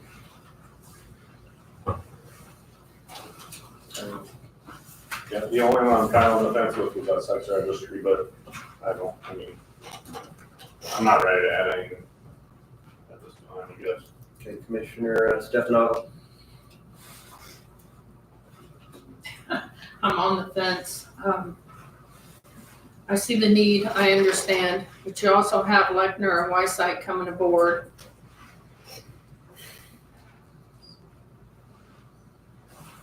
I see the need for the sex offender register officer.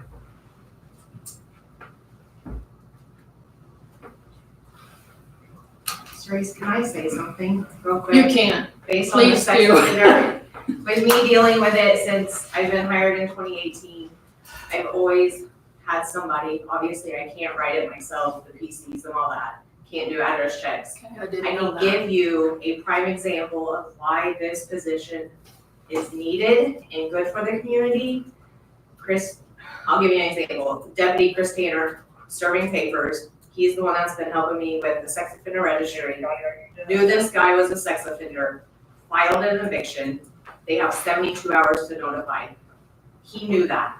So at that time when he served it and he knew the move out date, he went by the house and we started the clock. We got a charge out of it, a level 5 at that, because he's a repeat. That is another big push in why we need the sex offender and civil process together, because they know. Mhm. And we could possibly get more charges, because I'm sure there's more people out there offending and not letting me know that they've moved in the amount of time. So that's just a prime example of civil process and sex offender going hand in hand.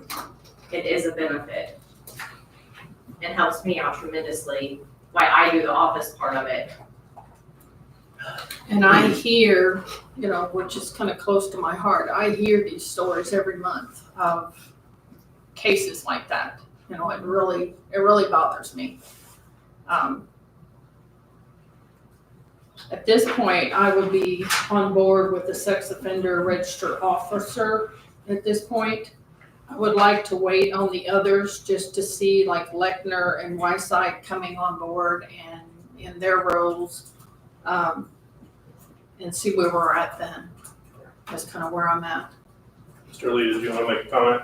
I did, and Jeremy Lee, I'm the SRO for Southeast Schools, and I cover 4 schools.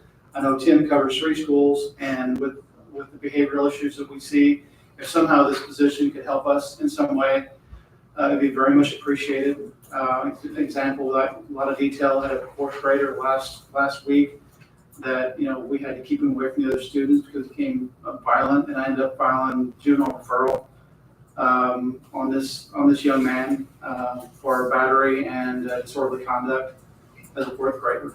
And these are issues that we're seeing in the schools. And it's hard to cover 3 schools, it's hard to cover 4 schools. So if this can help us in some way, keep our kids safer in the schools, I would be very thankful for that. That's what I want to say. Thank you. All right, let's take a decision here. Did you want to make a motion of any kind? Yes, I'd like to make a motion to bring aboard the sex offender register officer. That's where I want to go. Okay, we have a motion on the floor. Is there a second? I'm still on the fence, so I'd like to wait. Okay. Motion dies for lack of a second. And I don't believe, is there any other motions that the board wants to make? No. Okay. And I will look into this and we can talk about that. If you have any questions, please reach out. All right, thank you. Courthouse security training.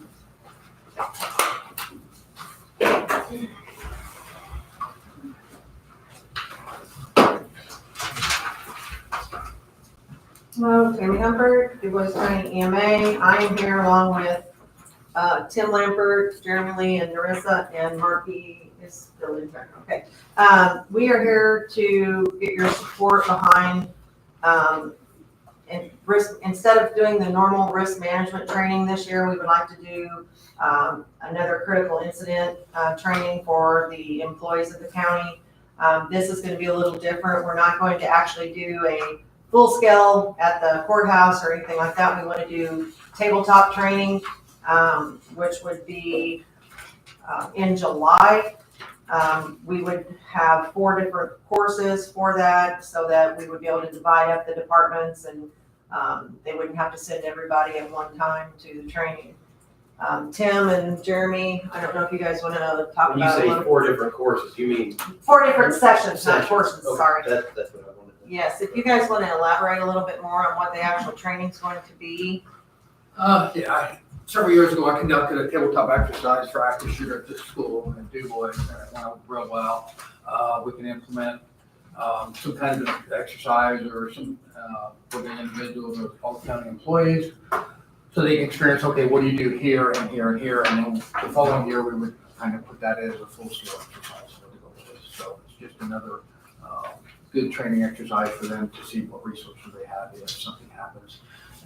And under Ellis, what stands for Alert, Lockdown, Inform, and Counter, and evacuate, most of those can apply to normal everyday occurrences. If something happens at one of the local stores, they can evacuate, they can count on stuff like that or lockdown. So situational awareness is very, very important. No exits and stuff like that, so we would like to put that in the tabletop exercise for the county employees. And I believe we'll try to incorporate a couple different scenarios based on, because not everything is, all of our county employees don't work in the courthouse. So we want to kind of do everyday life, just the knowledge for them to understand what to do in a situation, whether at work, home, grocery store, convenience store, wherever they may be. Just great training. And then in 26, we'll turn something into a full-scale exercise that's way down the road. So it would be based off what we learned off this exercise. So do you have any dates or times on Yes, this? we do. Okay, if you want to give us those, that way we can approve this specifics. Yes, of what so it is. July 22nd would be the first day, 2 sessions, one from 7 to 9 and the second from 2 to 4. And then the second day would be July 23rd, and those times would be 8 a.m. to 10 a.m. and 2 to 4. And where will you hold these? Marky got Parklands, he checked with that, they are available there, so that's where the training would take place.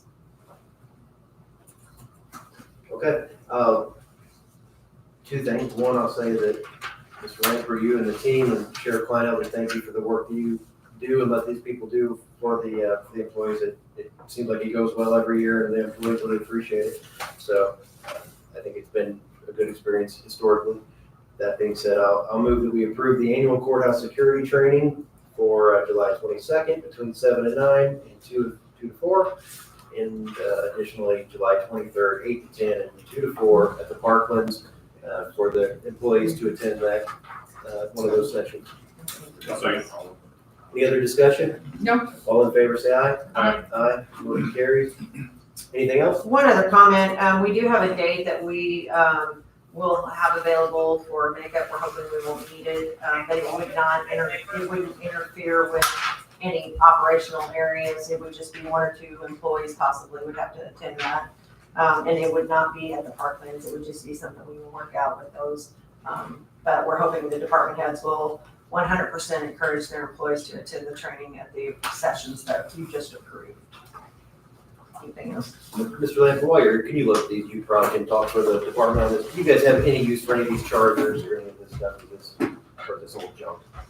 I'm told it's junk, but I just want to If check. the radios work, I don't know about Jeremy, but I know that the schools. could These are use for the those. corrections.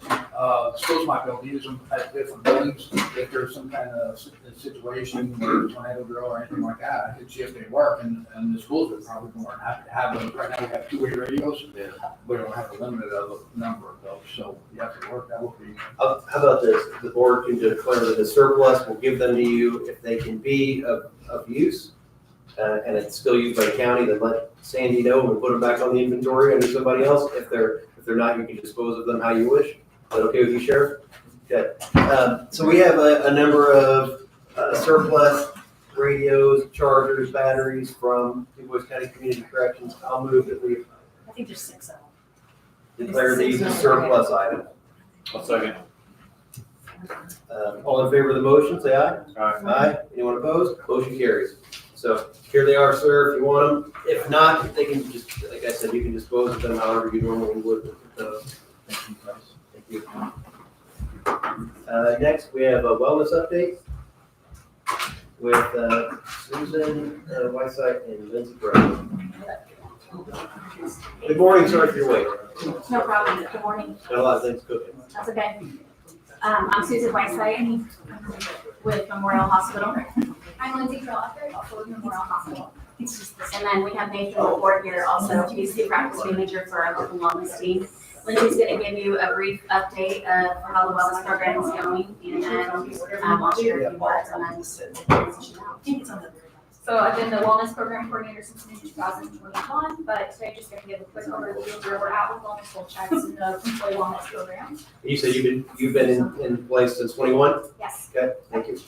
So in January, we had 110 wellness goal checks completed, and those include blood pressure, weight, and any kind of like health or wellness goal. In February, we have 86. So overall, for quarter one, we have 154 that have completed as a unique participants. And then, so March is the last month that they can get their quarter one wellness goal check-in. And then as of March, so last week, Marky and I are meeting monthly just to discuss any kind of feedback, any updates, successes with the program, so we can stay in more communication, and if there's anything that comes up, then we can discuss that. And then also, we have the wellness committee that is composed of employees, Marky and myself, that are in the final stages of considering on-site dietitian visits. So if finalized, a Deaconess dietitian would be available on-site for the employees to meet with. And then I also have access to Houchin's Springbox system, so that allows me to advise participants on any gaps in care as far as like preventative screenings, like mammograms, colonoscopies, and then also allows me to see if, like, for example, they're diabetic, they might have, if they're like overdue for ambulatory care or any kind of lab work, I can recommend that as well. So you said that was with the Springbuck thing, so can you give me an example of something that you've done this year with any employee with that? Yeah, so I can see that if somebody is overdue for a mammogram, then I can recommend that. That was the topic that I focused on in February as it was Women's Health Month. So if somebody didn't have a plan for a mammogram, I could say, I recommend you get a mammogram. It's recommended for, women these ages, and depending on your family history, so many years apart. Okay. And so, does, what else does Springbuck do? So it tells you some of the preventive things that they maybe the appropriate time for them to look at. What else? It also tells you, so not just preventive, but if they are diagnosed with a chronic illness, such as diabetes or something else, I can see if they need to get some kind of like lab work that's recommended or something like that. So you have eligibility, you're eligible, that's not the right word. You're able to see all of you have access to personal information. I mean, the private, what do you call it, PP? Personal health information, PHI. PHI, that's, Yes. so you have, so that's good. I wasn't aware that was the case. And Houchins has a RN that Lindsay works with that she can consult. Lindsay's It attaches to your TPA's claim history. Yeah. So it's pulling that information from, they can see real time what's going on with these members. So then So you're not a medical professional necessarily, right? I'm a health educator. You're a health educator, so you're not a medical person, like you're not a nurse. She's not a nurse, But I mean, you're not a yes. doctor, right? But, so are you still able, is that still within your purview to be able to tell people, looks like you're missing this, or you're able to do this, or does it have to be a nurse, or does it have to be a? The only thing that she would not be within her scope to do would be medication recommendations, which Heidi could come in, and also she can make referrals to the primary, she actually does make referrals You can't diagnose. to the primary care. But you could say, Correct. hey, maybe this is worth looking at. Right, Okay, right. sorry to ask all the questions, I'm just trying to see the Yeah. scope of what you. And what it's, you're I mean, it's looking in line more with what the health educators do already with the access to the health screening data, but it just takes it that next step with the preventative screenings and the claims connection so that she can see more of a complete picture of what their health outlook is. for. That's great, I think the more you can do that, that would be valuable. Yeah. And also was on Friday there, I was talking to Max and Dan, I think we'll get with the Memorial team with some more resources around Springbuck too. So that would be kind of expanding now since we got some basics. Because even if people don't follow it, at least we've said, it's really time for you to, nobody wants you to colonoscopy. I don't know if people want to mammogram, but I doubt it, right? I would assume both of those are uncomfortable for people, but as long as we give them that knowledge, this is what you should be doing. I mean, that's really the most we can do. We can't force people to get treatment or Yeah. preventative care. It's the only employer that we work with, and we have a lot, that have allowed us to this type of data. So it's really an added benefit that Houchins has been a great partner to give Lindsay access to that data. And it really sets this program apart from other programs that we work with. I think that's good. And I know with me, I don't want to hear bad things about my health or what I'm lacking at, but you still need to hear it. Well, we never say the F word at a screening, and that means fat, so. So we've really appreciated the So partnership. that's why she says chubby? She might say you, which you know, you might have an increased risk of such and such and such and such. That's the soft word. Yeah, We've talked about this. yeah. That's only. I'm pretty Never sensitive does it to about anybody this. else. Yeah. No, Lindsay's been doing a fine job. So Just like picking on her. Thank you. we've appreciated the partnership and given us the opportunity. It's been a lot of years that we've been working with you all. Marky's been a great partner. Houchins has been a great partner as well. I wanted to share with you that my role is transitioning, so I'm moving to a position within the hospital. So I'm going to be leading the wellness program after 18 years with Memorial Hospital. But it's been a joy working with all of you, and from Kathy and Janet before Sandy, and Sandy as well, and Nick and Doug and all those guys. So it's been great. You guys are going to be awesome. We're leaving you in good hands.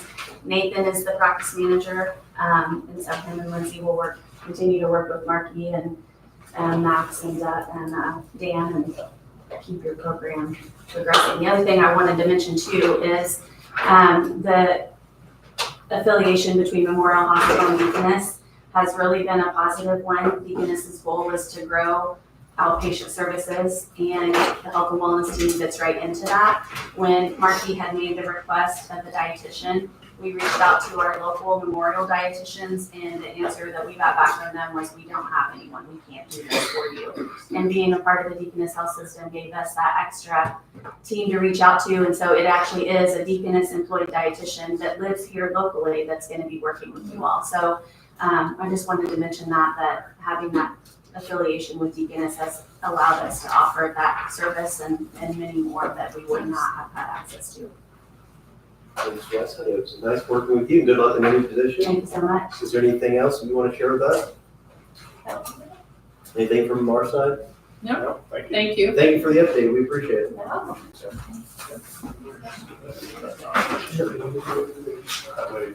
The next one. Yeah, good, next one.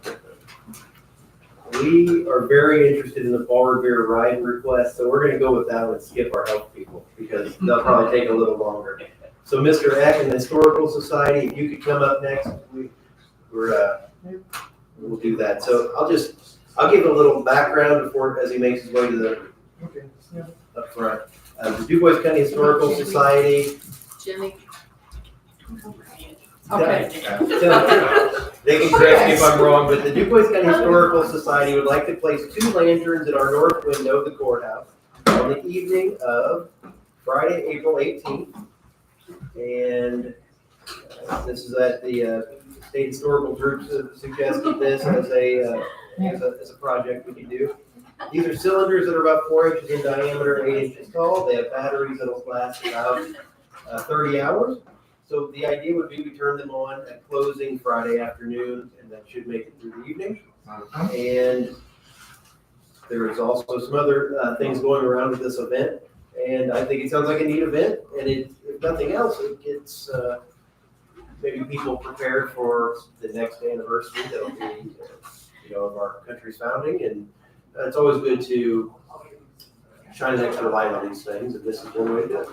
So let's hear what you said. That's cute, shine an extra light. There it is. Oh, Yes.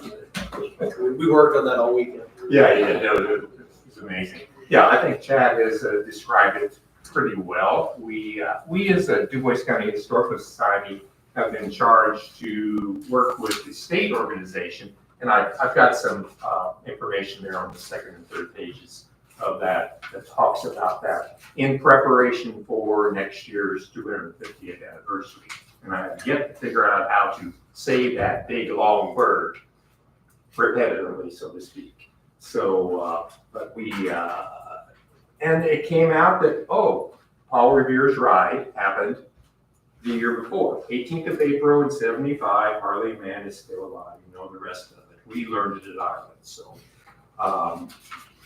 so we'd like to do this, as Chad said, put these 2 lights up there in celebration of that evening. We kind of expanded what was recommended or suggested by the state organization. We're going to try to put a video together and broadcast it with people. We've got a couple mayors. You're going to volunteer, you said, and we're going to get multiple people from out the county and try to do a presentation that will be coming on at the same time that we like this. So in preparation for that, we might want to take some pictures or videos of the courthouse being lit up earlier that month, just so we have something to put in that videos. And Sandy has volunteered to help us out to get into the courthouse and put these little guys up there. I don't know, we probably won't need this. This is Tom Fierst. He's the treasurer of the Du Bois County Historical Society. And if you have more time to walk around and do this lantern planting than I do, so. I'll do it. If these things last 30 hours, we might be able to just stick them in there at closing time and then let them burn, and then where they come out the next day is fine.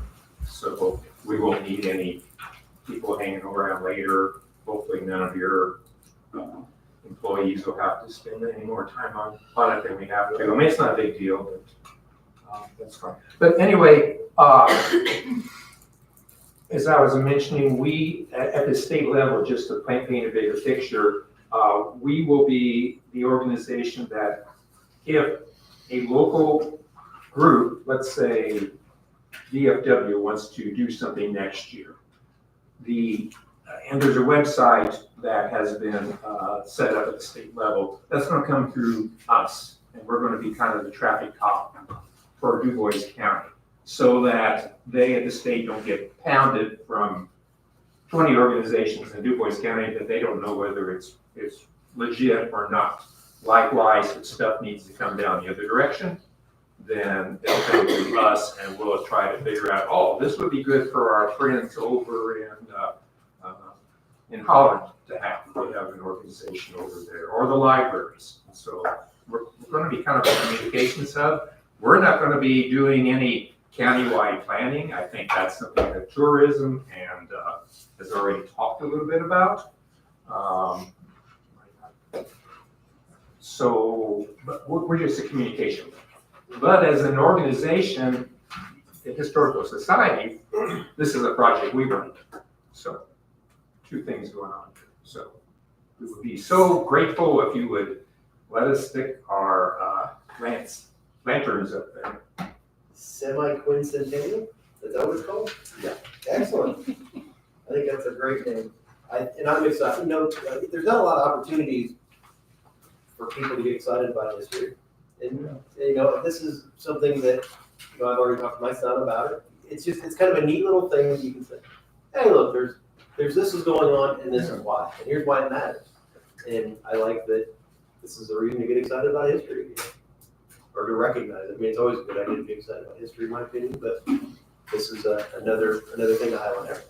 And I mentioned in the little proposal I put out that we are working with Molly Shirley with 1860 Theatrics. Mm-hmm.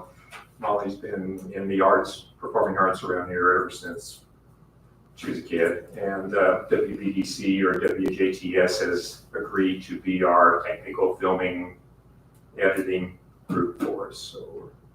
So that the presentation that we put out there is of good quality, but we want it to be shared, not only for folks here, but we're going to advertise this at the state. This is what Du Bois County has decided to do, kicking this off. So it's great. Anybody have any questions? Any questions about Mr. Fierst or Mr. Wonderful. X? Sounds great. It's some fun for a change. Hey, that's good. We need some more. We need more. We need lighthearted stuff, don't we? All right, well, I will make a motion that we approve the request to place 2 battery-powered lamps in the north window of the courthouse tower for the evening of Friday, April 18th, in commemoration of the 250th anniversary of Paul Revere's rise, the symbolic start of the American Revolution. I'll second. Any other discussion? No. All in favor, say aye. Aye. Aye. Motion carries. Thank you. Thank you, guys.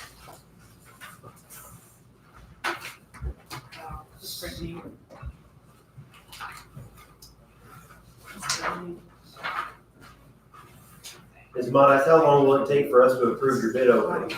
Are you ready or you're not I'm ready? ready, whatever you want. Will it take like less than a minute? Probably? I mean, are you doing anything that's not accepting low bids? No, sir. Okay, come on up. And I apologize again to my health friend, but this will be good. Oh, you're fine. We have low bids on most of the homes. How would you like it presented? Just the properties In are pretty. total, we took bids earlier, they were read publicly, I would just say, are there any that we are not accepting? Four. They're correct. There's one we are not going to accept, solely because they have, by accepting that bid, we will exceed the allotted value for home. Okay, so let's talk about that one, because that's the exception. Which home is that? That is property on Jasper DuBois Road. Okay, so, accepting the Jasper DuBois Road property, I'll move that we accept the low bid for the roof work on all of the other, properties that we, read off earlier in the meeting. Any other discussion? No. All in favor, say aye. Aye. Motion carries. How close is it? They just received, HVAC work in the amount of $7,842. That would put them over. So they've got $7,200 left. Yes. What would they? They can still do, water heater and electrical. There's other work that can be done at the home, just like roof work. What was the roof cost? $11,705. So we can tell them, right, if they come up with $4,000 on their own or through another program, we can't do that. We cannot require them to put any money towards it. Jasper DuBois, what you said? Yes, ma'am. Okay, and you have other things that you can, They have other things that they can spend the funds on. I will send you a spreadsheet, Sandy, this afternoon, and I will send you contracts, and you can review them between now and whatever month you choose. And I'll reply to you twice a month. Yes, sir. Nick, you didn't say this, but could you dress up like Paul Revere? Yeah. Yeah, sure, no. I might Yes. forget that name. I'll agree to it now. That's pretty Pull the exciting. cameras on, right? Pretty cool. All right, we're gonna take a quick break, then we're gonna dive Thank into you, this. Jenny. Thank you, thank you.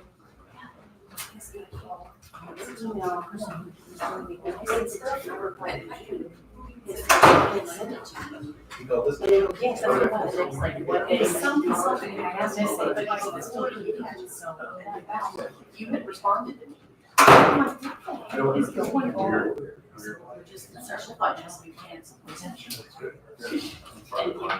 I'll send one over this afternoon. Thanks, Mike. Take care.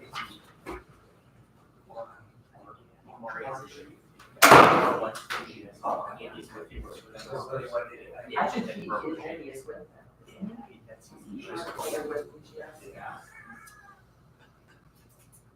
That's TNT roofing, right?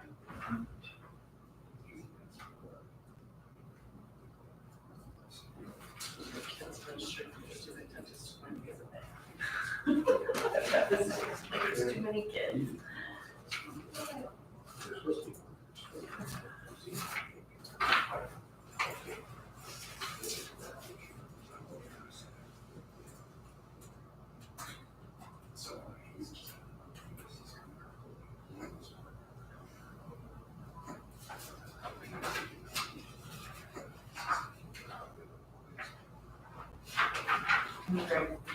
I'm good.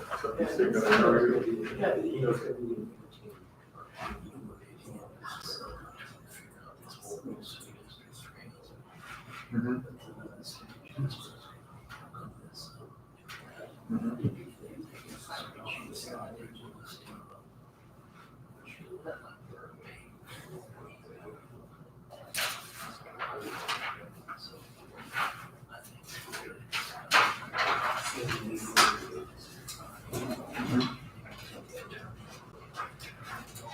Okay.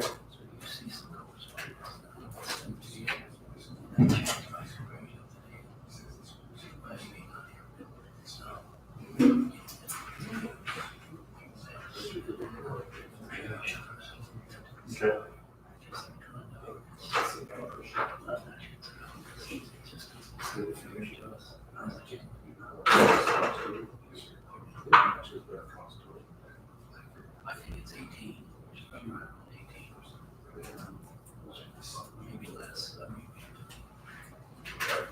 Somewhere around the fourth, just, yeah.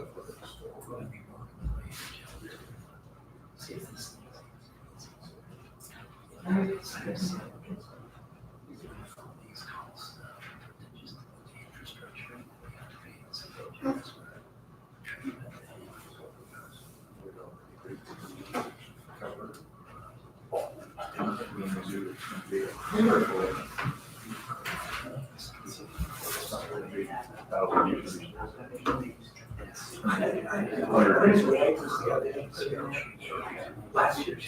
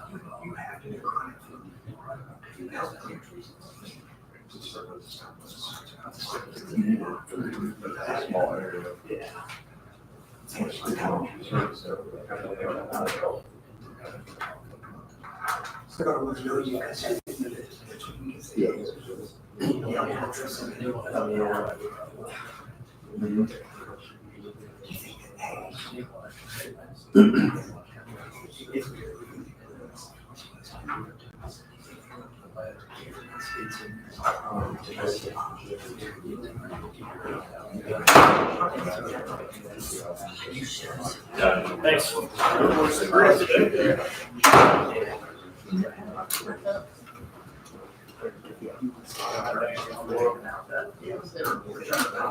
Only 41 minutes late. All good. We're ready if you are. All right. Thank All you. right. Good. I got to your first. I'm probably so it is. I could have brought you guys down in the morning. He's the one right there. Max told me he was running late. I said, well, I'll just stop you to know. You could have stopped me at vegetables. You know, for free. That's right. What we're gonna do, we're gonna do just the first quarter, but actually since the first 4 months are available, so we're basically reviewing from 11/1 when your stop loss renews into through February. So we'll be talking through the first 4 months instead of the first 3 months. But it's out.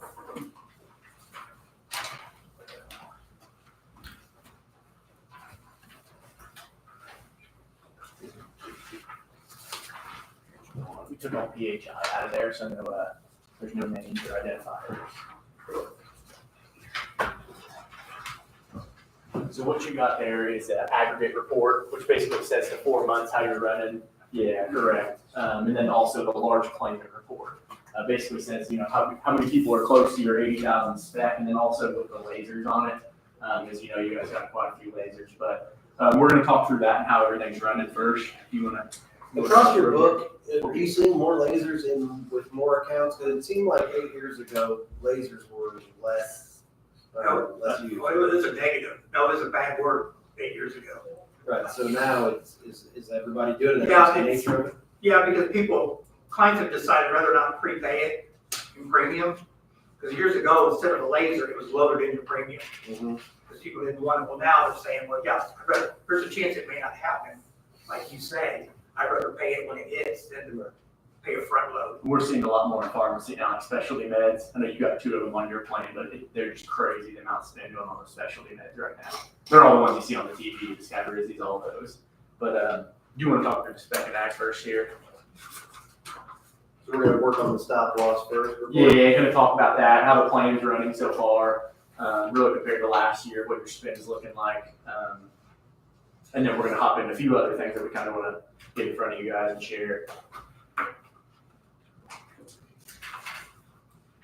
While he's getting ready, can you remind me, I think I understand what the group specific deductible is. I think I understand that. Can you remind me what the aggregating specific deductible is, the additional 30,000? Yeah, you want to talk through that? Yeah.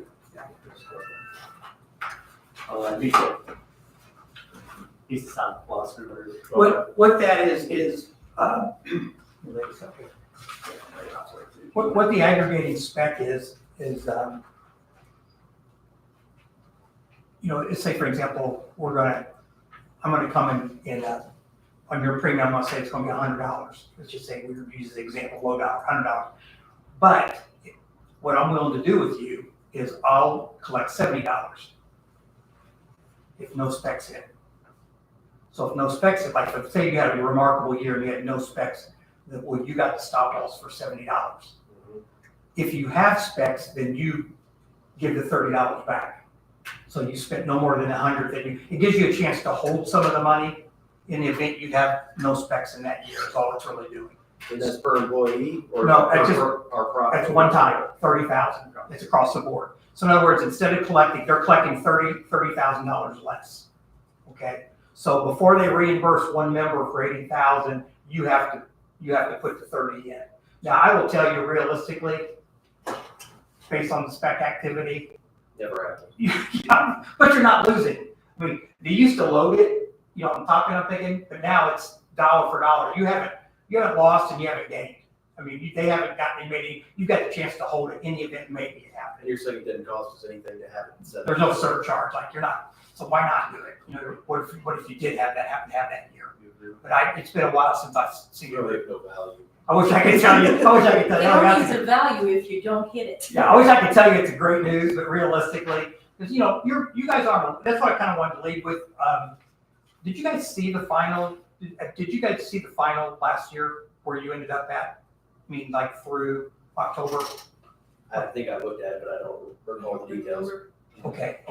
I mean, if you've looked at it, if you've already seen it, I can pass it out again, but You can pass it out. Like you have yeah, it. I just brought it just in case, because I know we got 4 months, because I kind of want to, I've reviewed all the way back to 18, I kind of want to talk about that a little bit, just for a few minutes. This is, let me go back, this is the one he just gave you, but,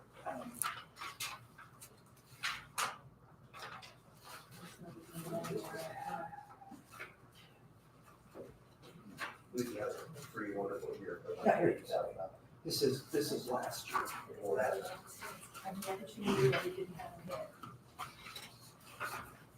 This should be 23, 24. I just kind of wanted to remind you where you guys ended up last year. Because I know we only have 4 months this year. So I kind of look back globally, all the way back to 18. I even did it last time. We're looking at it. When you go all the way back to 18, and you look like this year, what it's saying is you had just in a nutshell, you had total medical claims. If you look at that gross claims number, right in the middle of the page, that was your total dollars. Okay, 4.4 million. That next one to the right is the money that came back out of over the 80,000. You know, that's the amount the stop loss carrier kicked in. And I go back because you're a county. I mean, counties are kind of, I've done do with a lot of counties. You're kind of in the same. There's a lot of utilization in county governments. Just historically there has been. So what that's, because I look all the way back to 18, you've had, I mean, 1 year was 1,000,001, you had 400,000, but so you've been probably $500,000 or better every year on that side. So 800 comes out, and then that green's, that is. And on the top line there, November of 23, if that's the first month, you're counting that 80,000 at zero because nobody hit it. Well, it's too early. Nobody had a very expensive claim in that Yeah, same month exactly. or the next one, but then it starts dividing.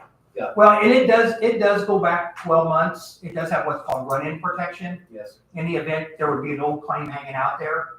But typically today, if you're with a good third party, there isn't a lot of lag out there. Typically the claims, a lot of them are electronically filed now, so they get in the door, get out the door. Back in the days when we had all paper, claims could get 90 days, 100 days behind, hospitals can bill. If you've ever seen a hospital claim or if your family's ever had one, it seems like you feel like you get bills forever. And that's just the way they bill. You know, I got one's a year old, you know, just like, where's this claim been? So yeah, you're right. So there's a little bit of lag there. We're really pushing in October to get all those claims. Yeah, and the third party does that too because of reinsurance, just to make sure if anybody's already into that spec deductible, Chad, like if Dan's already into that 80, well, is there anything out there? They go out and look for claims. Is there anything out there hanging with Dan? Because you got to remember, on November 1, you restart the 80 on everybody, so they try to go out and find is there anything else hanging. And sometimes, you know, a hospital claim can drag on. And it's amazing how many people you see, you know, when you have an event. You know, there's a lot of people that tag along lab, X-ray, a lot of different doctors. So that green number, when you mention what's the aggregate, okay, the aggregate is going to be that number. So after we settled, anything over the 80 goes to what's called spec deductible protection. Okay, anything under the 80 goes into what's called you're protected for the group. What's the group liability? And then that next column, 3.8 is your actual liability point. So in this case, you were at 3,000,006. Your liability was 3.8, so you did not violate the aggregate part of the contract. So all you had really last year was just reimbursements on anything over the 80,000. Okay, so you have two types of protection. You got catastrophic for any individual, and if your group as a whole would have a lot of claims. You don't see very many groups get into that aggregate very much because a lot of our claims, it's like the 80-20 rule. 80% of the claims are coming from 20% of the people. So that's why you see, when you mentioned about how many people get to keep that 30, well, that's where all the money's being spent, is on those spec claims on people. And that's what I've seen in your group historically. If you look back, it's just been, you just have had a lot of spec activity. What the reason, and then the next page is just your specs with no names. Can I ask one more question on Yeah. that one before we move on? So over spec claims, so that means 800,000 was paid out of from our policy? 800,000 was sent to you from the reinsurance company. Right, so they- that was a benefit. Just to drops us. into the account and goes towards the claims going out the door. And are the fixed costs will be paid for that? Or is that over? This is just pure claims.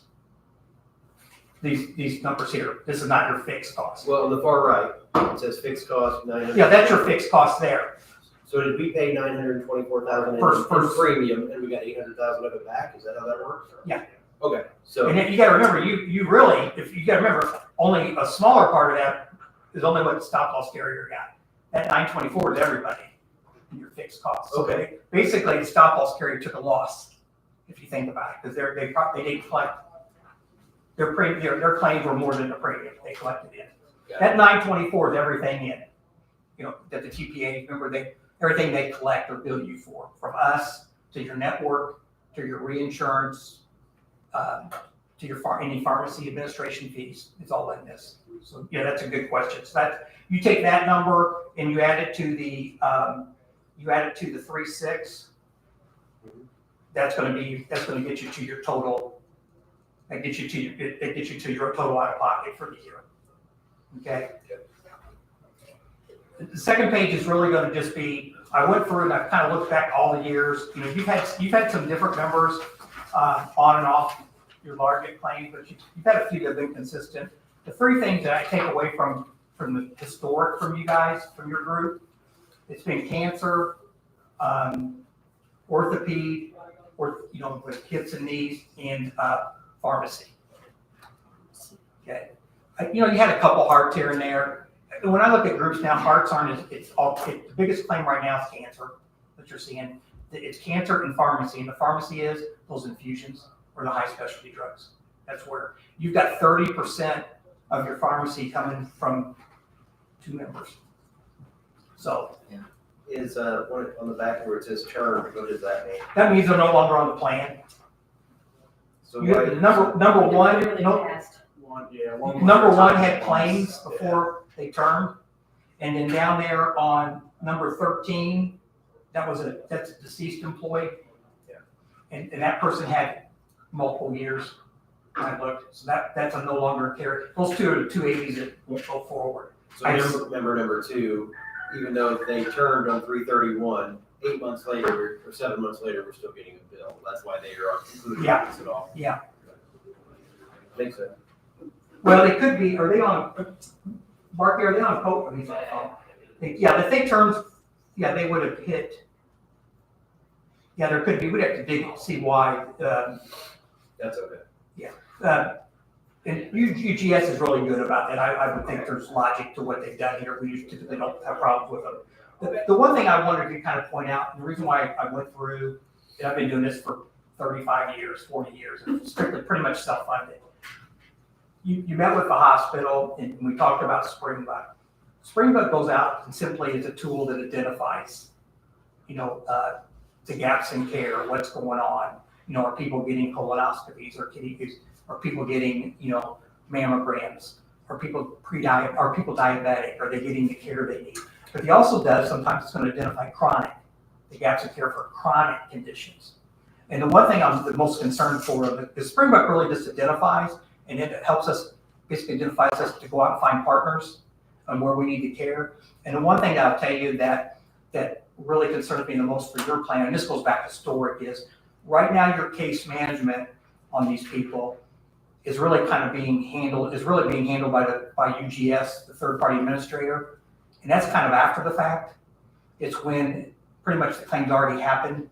They're managing that person as far as when they start to see claims on a large person, The thing that's probably missing the most here, and sometimes I feel like, you know, I don't want to get hung up on what it costs to do, it's what it will save you from, is there are partners out there, and we've talked to Marcy about, that are called chronic care vendors that go out and really try to get into chronic care situations. Right now, the hospital's helping us, and Heidi, we're identifying the well people, how do we keep them well? But over here, you've got that population, you know, Marky told me when we talked Friday about, you know, we got young people, yeah, but you still have the old people. I mean, we've all gotten over. And so you've got chronic situations that really they're out there, they're like time bombs, they just haven't blown up yet. So I would encourage you to really think about, and we've shown a couple of demos on it about I know there's an expense to it, there's like a per employee per month to do that. I'm concerned about getting it, this is the fact that you've had it, this isn't like a blip of 1 year or 2 years. And we go back when you're with SIO, you know, I can see every year there's just been a pattern. I would feel more comfortable having that vendor partnered with us to be able to identify those chronics, and are they reaching out to these members that already are in the need of care. Cancer even, managing that cancer, managing where they go for that chemo. Some of those things are how they manage it. Are they doing it at home versus, you know, in a facility, because there's facility charges. And I'm not trying to take away care for your members. I'm saying, do we have someone kind of out there managing on behalf of, to help them? Sometimes it's even good for the member. My wife, even though she's a nurse, she's a diabetic, there's sometimes you pick up some good things from these case managers when they're managing it. You know, they want to make sure that you're doing the things you need to be doing. It's there to help everybody. The other thing when it comes to our reinsurance market, knowing the history, you know, if it came up in that renewal, there was a discussion of every year you've kind of had a different carrier, and this year we kind of got stuck staying with the same one. I think it's going to look better for us better for the plan in the marketplace if we've got, at some point going forward, some chronic care management in there. Because then the reinsurer is going to feel like, hey, yeah, they've got somebody in here trying to manage this group. I'm hoping, you know, as you age out some of the older people with the front end case manager, you're probably going to start seeing positives. But right now, unfortunately, cancer is just hard to control. I mean, it's something, it's just there. You know, back in the 80s, we didn't hear that much about cancer. You know, I had the hearts and the critical care babies. Well, the hearts aren't that big. I mean, people go back to work. It's amazing. They go home pretty quick too. Neonatal's really good now, so you don't see that many preemie situations like you used to. But the cancer and then now the pharmacy are the two things that are the most concerning to me. So that's why I wanted to kind of bring up as we bring these chronic care vendors to you. I know we've looked at a couple, but I know that's the big thing that concerns me when we look at that Springbok tool is, yeah, you know, it's great with the hospital, you know, that I wish I'd had that 5 years ago, because some of the biometrics was just shooting in the dark. You know, when they met with someone, it was like the honor system. You know, are you, I'm trying to coach you, and are you really doing what you say you're doing?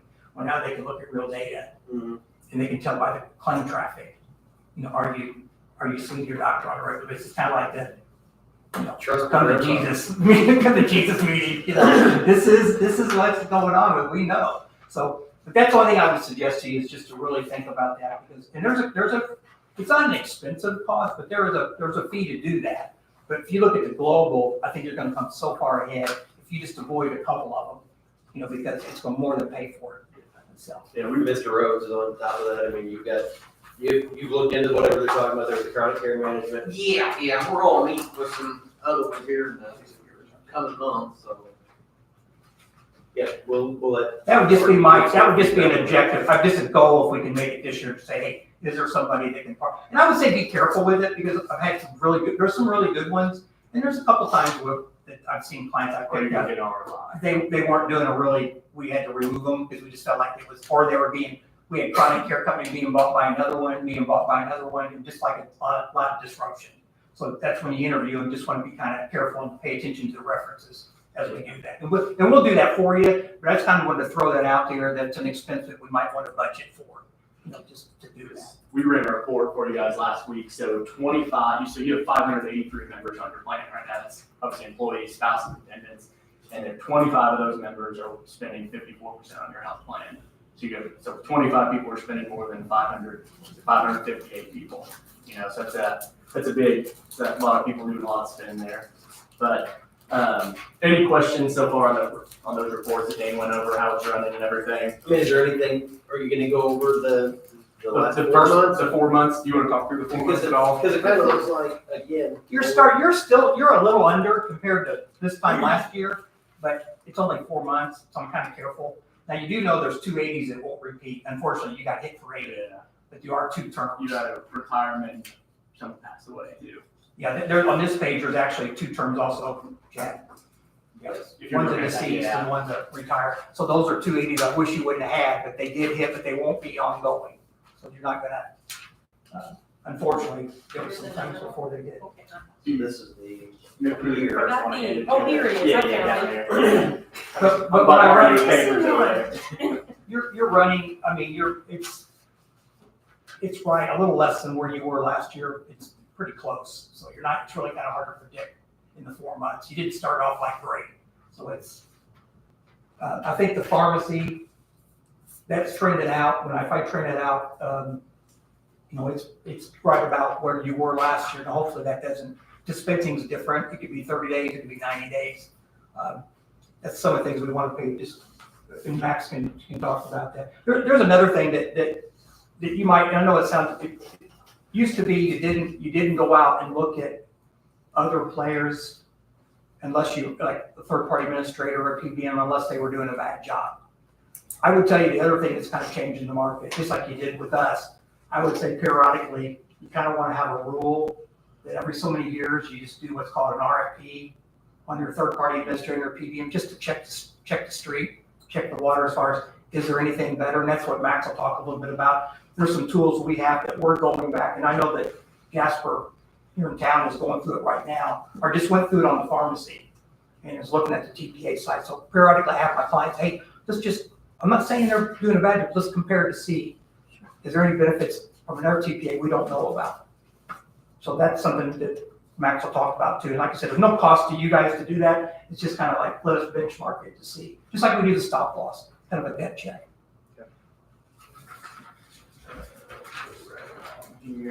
So another thing that's obviously heard of, Marky asked, and we're getting all of our employers asking right now, anyone that's using, and this is just an email, I'll pass it up for you guys just so you have it.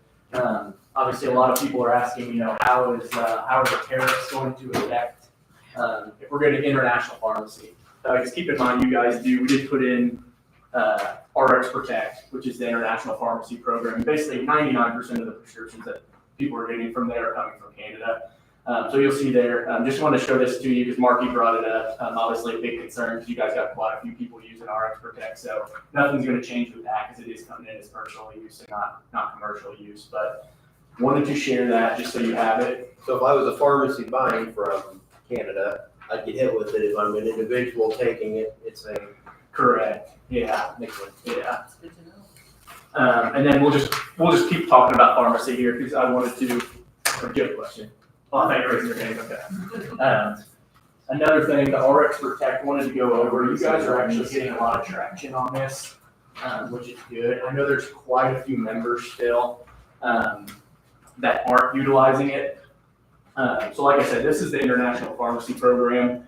It's 100% voluntary. The thing is you can't push people to do it. You can kind of incentivize it. A lot of times how it happens is, we're seeing it right now, Marky can contest to this, but it's just word of mouth. Someone says, oh, I got my prescription for free, because the incentivize for the employee to do it is they get it for free. Because you guys, and then it's billed onto the employer, but you guys are saving it's fractions of the cost compared to getting through the states. So there's still people that have some hesitance with it. There's 2 large ones that I know Marky's talked with before to get it on there. We really just haven't been able to gain traction, but this is something we're going to continue to do. Marky actually we did a promotional video. We've sent out things recently the past couple months to those people that haven't gotten, not getting it yet, but it takes time to get everyone going, because you can see there's still a big opportunity, 108,000, and this is annual savings that they get. So big opportunity still that we can tackle and go after with those 20 members that still aren't utilizing it. So you've taken what they pay currently, what the other cost would be, and this is the difference would be the savings. Correct, yeah, you get the savings, yeah. Be nice if we could hit half of Yeah, I know, and there's what we've talked with them, there's ways that you can maybe incentivize it, but you gotta be really careful on it, right? Because if you're saving saving 50,000, can you do something else on the side or do anything like that? But there's ways around it, we just gotta talk about it, and the biggest thing, people gotta feel comfortable. Because if you've been picking up your prescription right down the road for 10 years, and all of a sudden Dan and I come and say, hey, you get this from Canada, I get the hesitancy on it, but. Are any of these opportunities that we've listed here, are they all for brand names, or, because if it's a generic, they're only paying $5, so an employee wouldn't feel any incentive. Yeah. Are there any of those generics that are very expensive?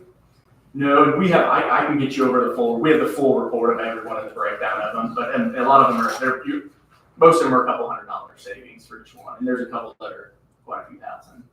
I mean, we just keep pushing that. Yeah, the international is all brand, it's all the brand. I would think so, yeah. Infusion hasn't went international yet, the other ones, the one that's tumbling right now is in the infusion drugs. Those are kind of you got generic brand, international, then you got infusion sitting out over here that they're kind of like whatever the market will bear. Right. They're the ones who, there's not an alternative yet, so you kind of get beat up a little bit. We try to move them If it was facility me wise. and you said you were gonna send me $20 a month, I mean, I'd take the time, I would take the time to do it, and if it's, Well, we said, like I said, the people are aware of that. Yeah, it's free too to the members. When they get those prescriptions for free. If I pay 20 a month now, I pay $0. Yeah. Sometimes the problem, you'll do it, but will your spouse do it? And I mean, it's just like going to a diabetic and asking them to change the way they do things. Yeah. It's you really gotta kind of work with them, there's gotta be some empathy there that, you're trying to help them, you're not trying to cause a disruption. There's a little less fear if you know that I go to CVS and they've always got it. Right. Where will it show up on Yeah, time? right. Because we had that problem one time, I think, with a staff member where I need this in 2 Because of mail order, yeah. Yeah, and they didn't have it, so they started getting nervous. Now, on the international, if there's a problem with the drug, that caveat, just a safety net, it's always there as a backup. If for some whatever reason the drug isn't there, they immediately direct them to the local pharmacy. So they've addressed that. It's just that it's still in that mindset, I've always gotten it this way, Any questions on the international pharmacy? No. Okay. Moving along on that sheet I handed out to you, the agenda. So this is a lot of stuff we've talked with Marky about, 2025, the rest of 2025, and then 2026 suggestions. One of them, obviously they were in here earlier. They've been a great partner to you guys, been a great partner with us. I know with them going into the Springbuk, she really likes it. Obviously it's just sometimes it's gonna take time for those ROIs to see, because basically they're going after preventative stuff. But just continue to work with them. Like Marky said, keep talking to vendors, how we integrate better with the employees going forward. Another thing, the summer PBM RFP. So I think it was last year, Houchins, we partnered with this company called Foundational Pharmacy Strategists, and they are consultants that solely go after PBM contracts. They look at everything from international to how you're sourcing your medicine. We had a call with them and Marky probably 2 or 3 weeks ago now. Everything sounded good. Basically what they said was if you could send us 12 months worth of claims data, we'd like to dive into it, see what it looks like. We got the report, I think it was late Friday, sent it over to Marky. But they think there's some big opportunities that they want to talk to us about. We have a call with them setting up Friday morning again. What they're suggesting, and we'll bring this up, going forward, is they suggest that you guys open up an RFP to PBMs, meaning pharmacy benefit managers. There's about 6 or 7 across the country that they work with, and what they do is they will send it all out to them, and they will come back and they'll be quoting proposals. But there's a few prescriptions, high cost prescriptions that these girls are curious about. think we can get them cheap, a little bit cheaper sourcing. But more to come on that. I think there's going to be some good stuff, but. And whenever you go out to market with these PBMs, it doesn't mean, one thing to make sure, it doesn't mean you're going to lose any pharmacies. Because all the PBMs use what's called a blind network. Yeah. They all use the same, you're always going to get all the same pharmacies. It's the contract discount they have with the pharmacy versus the next PBM. Okay. So I'm not going to lose my CVS, or I'm not going to lose my Walgreens. It's actually just the contract. Is the price different for them versus the one we have?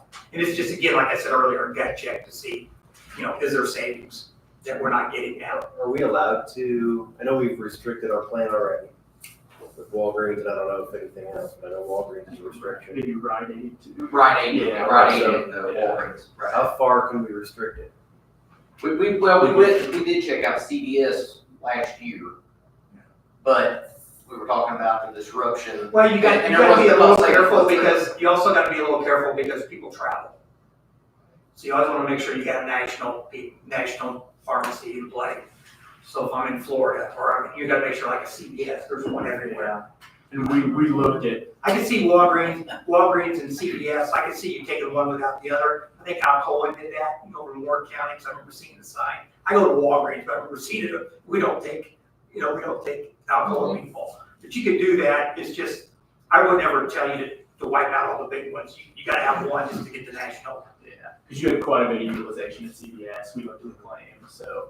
Yeah, and the cost savings just wasn't there to even make it realistic, I remember. I guess I'm thinking if Walmart pharmacy, which is one of the, would be a big one. If we were saving 50% on our meds by going there, or to Sheldon's, or Yeah. if we were, would it make sense to look at crunching up anymore? If not, don't. But I mean, is Walmart a big utilizer, or are we not big with Walmart? It's a little, probably a 30%. Yeah. It's not a big player, but it's not as big as what you think it would be. Yeah. You know. They don't have drive-through. Exactly, that's big. I was just gonna Well, say, it's gonna be, I mean, they people want have to be- get out yeah. and go in. But they want to sell goods, when they go in, they wanna. He'll never do drive-through. I've never seen, all my clients like that, I haven't seen Walgreens. I mean, Walmart hit the top 5, it's out there, but it's usually CVS or Walgreens. I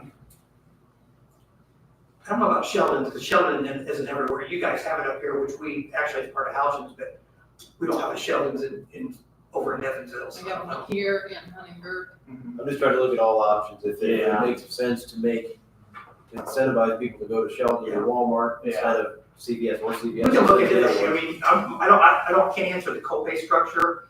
I don't even know if could you tailor the copay structure based on where they go? I don't know that for sure, so we gotta see if that's something TrueScript can do. As much as we spend on this stuff, I'm just being desperate Oh, desperate to look at things. Oh, exactly.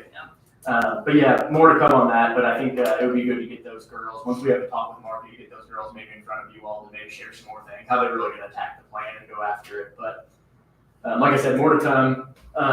The next thing, I think we've talked about this a couple times, each open enrollment, but currently, for people to get on the wellness plan, and correct me if I'm wrong, Marky, but the spouse doesn't have to go through exactly what the employee would have to go through. I would suggest probably doing that. I know even with our plan, and where I've been at the past, Houchins plan, we're required to do it, my wife has to go, and basically, you just get your biometrics done. But you got, a lot of your high utilizers are spouses or dependents. I mean, a lot of them are spouses, but I think something that we could look at going forward was require spouses also to get that completed if they want to be on the wellness plan. How that What is looks. our cost per employee, Marky, for biometrics? It's like $30, $50 per? I need to say off the top of my head. Because you're getting blood work, you're getting your blood pressure. I think it's $50-$60 somewhere in through there, maybe. So we're out maybe $10,000 to have them come in and do 200 employees. You're not doing 200, because you got 80 something or non-wellness. Right, well, yeah. 85 non-wellness people Okay. of 260, But which they is kind of a big number to They me. hire in non-wellness, so then they can. Well, convert it's, for wellness. yeah, I would watch that number because you got, I would say by looking at it, maybe there's a little bit of that. It's almost like there's not enough pain. Because you should have them all over here, because you're not asking them to do a lot, So when I saw that number, I go, oh, we need to work on getting. Still have a few that just refuse. I know. Well, that could be one of your time bombs too. You gotta be careful of. Did we get more people on the, Mark, you probably know this, on the non-wellness based on failing tobacco swabs or anything? Did that? We did, yeah, from our, I guess, the trustworthy, hey, do you use tobacco? Yes or no? We had, what I would say about 10 falsified, but based off the results compared to like all the other years in the past. And they went non-wellness then because? Well, they still could get on the wellness if they did all their, that 3 or 5, so, But again, we're working on getting them healthier, and if that makes them Yeah. Do something else that's good. Okay. What does the board think about having the spouses do the, so I think we understand that it's gonna triple our cost. No, because we're not doing dependents, just spouses. Yeah, it would just be spouses. So we'll double our cost there, people that come in potentially. And what is gonna be the upside? We're gonna catch somebody with high blood pressure, somebody with overweight, and somebody that, their blood says something. Correct, Do it yeah, otherwise. yeah, and if you want, we can probably crunch the numbers a little better. There's a couple You on. also have to provide nights or something that makes it easy for people. Well, I think we Very could much go about it too, we wouldn't have to necessarily take the hit totally on that, because like if your spouse is already doing a wellness exam, because they should be, That's right. we got the working spouse rule, so they should be already, so as long as they can submit that data showing that they've taken a biometric wellness screen, I think that would Now, qualify. if they've done the same testing, I do mine at my primary care doctor. Right. So if I've already done it, because, remember preventive care by healthcare reform is covered at 100%. So you may have somebody already doing it or willing to Then do it you for a just get doctor. that report Does from it have them to be and turn done it in. within that window? Yeah, and usually annually you'll do it, and the government says we're paying for it, so it's anything, they just gotta take the time to do it, Answer what you're saying, Adam. In your birth month, so mine doesn't coincide with the window. I was gonna say, we are, as a wellness committee, we're looking into changing that along with this. Because realistically, we want you to go get it in a year, do we necessarily want you to do it this month or at least a 2-month period? That's really irrelevant as long as it's getting done and that. Right. So you're saying yours will be every February or whatever, and that doesn't fall within June, July, whatever. Right. Right. So I have to schedule a special one to meet our. Got it. I don't know if I guess just crunch numbers. Yeah, We can make I would, try to put that in front of you today, but just something to keep an eye on. Something that we're really excited about, I know a lot of other employers in the area are excited about that near-site clinic. I know Marky's gonna be coming, I think he may have sent it along to you guys, love for you guys to come join and learn about it. This is getting talked about and asked a lot by a lot of our clients, and we're opening it up to everyone in the area. We're sending out to all companies in the area to come learn a little more about this. But how on-site and near-site clinics would benefit you all. So basically what they do is you guys would pay I don't have this, I'm just showing this to you, but learn more on April 24th. But basically you would pay a PEPM per employee per month, and that would cover the employee, the spouse, and even dependents on the plan. So what we did, we actually did this down in Bardstown, Kentucky, a couple months back, put it in there. It's driven ROI crazy. We actually have a lot of other employers down there that are reaching out to us saying, hey, how can you come talk to us about this? We hear it's really good from the company. But this would be really big because they would have RNs on staff. It's all managed by a company called Blue Line. They would be a third party that would handle all this. And you can do anything from, your yearly physicals, your sports physicals, everything. You can go in there. What's really good with Blue Line too is they have direct access, and they work really closely with Deaconess. So someone comes in and they need to see a specialist for some reason, or they need to refer them out. They have that direct connection with Deaconess because that was obviously a concern, what would happen. But Deaconess would love that as well if they would work with them. More to come on that, but I think it would be a very big opportunity for you all. Like I said, we have a lot of employers that have already RSVP'd that want to learn more about it, but more to come. I think they could really help. I looked at your data, and you guys had through February, you guys already had, I think, 39 ER visits. I looked at those a little closely. You have a couple people going in for sinus infections, coughs, that I think we could maybe redirect. The plan has paid so far, I think, almost $82,000 for the first 4 months on ER visits. And obviously that's probably going to go a little higher because you got to keep in mind people are paying their deductibles first. And they're blowing them out in the first visit if you're going to the ER. So that's a big thing. That's why these near site clinics. Okay, here's what you guys found. Here's what last year looked like. Just to remind you what the ER was. And I think, down there at the bottom. He's telling you the first couple of months, but just look at what, based on that aggregate report we did, just how much was ER last year. It's part of that 4.4 we talked about. From November to So October. sinus infections and things like that, we have Teladoc in place for that. Yeah, we need somebody went in with a hurt foot. Expand little clinics for this. I mean, even with the new Why clinic we go have to down the here. ER when you have to sit there for hours? Yeah, and it's always the same. I mean, we basically have, what, 3 urgent cares in the county That's now? what I mean, standalone clinics that Yeah, you could do. yeah. That makes no sense. We got a good benefit plan, we got a lot of people using our good benefit plan, unfortunately, which is gonna have to make decisions we don't wanna have to make. It's the end of the day, where it goes. Yeah, and this is by payment. By payment. That's. But again, people have to want to do that. And you got some weird hours, like the ERs after hours, you know, you're gonna get some of those ERs. You know, it wasn't a high fever child, was it something, they got directed by the doctor to the ER. When you got someone that had with different back pain to the ER, you know. Low back pain. Huh? Low back pain, Yeah. $15,000. Later, it's, you know, could have been, you know, an orthopedic office during the day. Am I wrong in that, I thought our plan says if it's not true emergency, then you pay more. There's. I was thinking something about that, maybe in the past we had something like that. I looked at that, you're right, on the SPD, I saw that last night, it's, Maybe if you get admitted. no, it says. I thought we had something in there about if it was not a true emergency, you were gonna pay more if you went to the emergency room. There's some verbiage, she's right, but it's not enough to. True emergency, it's in-network deductible in 20%.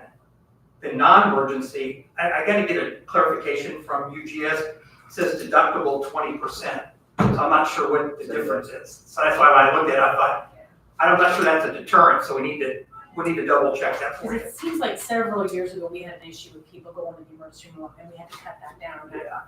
There might be one of the deals where we start adding co-pays or. They used to have most like Anthem will have a front-end deductible of $500. And if you'd be admitted, it's waived. Kind of like that would be You're talking about an additional 500 for ER. 500, and they use the definition of medical necessity. You know, sometimes if you don't, they are using the definition probably of medical necessity. Was it medically necessary for you to be in the ER? That I don't. Yeah, behind the scenes, but yeah, they'll have a $500 deductible saying, if you get admitted, we know you can avoid, but if you're using that as your physician's office, you're gonna pay more. You know, you're gonna pay that deductible. So that's something to think about if you start. I know in Du Bois County, we have to be kind of careful because some of these counties, when they don't have, even you don't have after hours urgent care and stuff, sometimes if it's the middle of the night, you end up in an ER. So you kind of read the claim when it comes in to see, is there any variables here that cause this? But like back pain, that one kind of makes you, you know, could that have done something by making a call or could you come to the urgent care? To every one of those people, it was an emergency. To them, yeah. But on that one, you know, that could have been something somebody dealt with all day and by the end of the day said, I can't deal with it anymore, now I'm going. Or they could have been something where they fell or Yeah. was in an accident or. Or they couldn't see the doctor for a couple of days and they didn't wait. And different people have different opinions of what an emergency is. I mean, I'm married to a person and she thinks things are emergencies that I don't think. Yeah. You know, the ER, the thing about the ER, it's probably the worst place to go. If you think about it. I mean, I just won't do it. I won't go with it. My wife said, let's go to, no thanks, no thanks.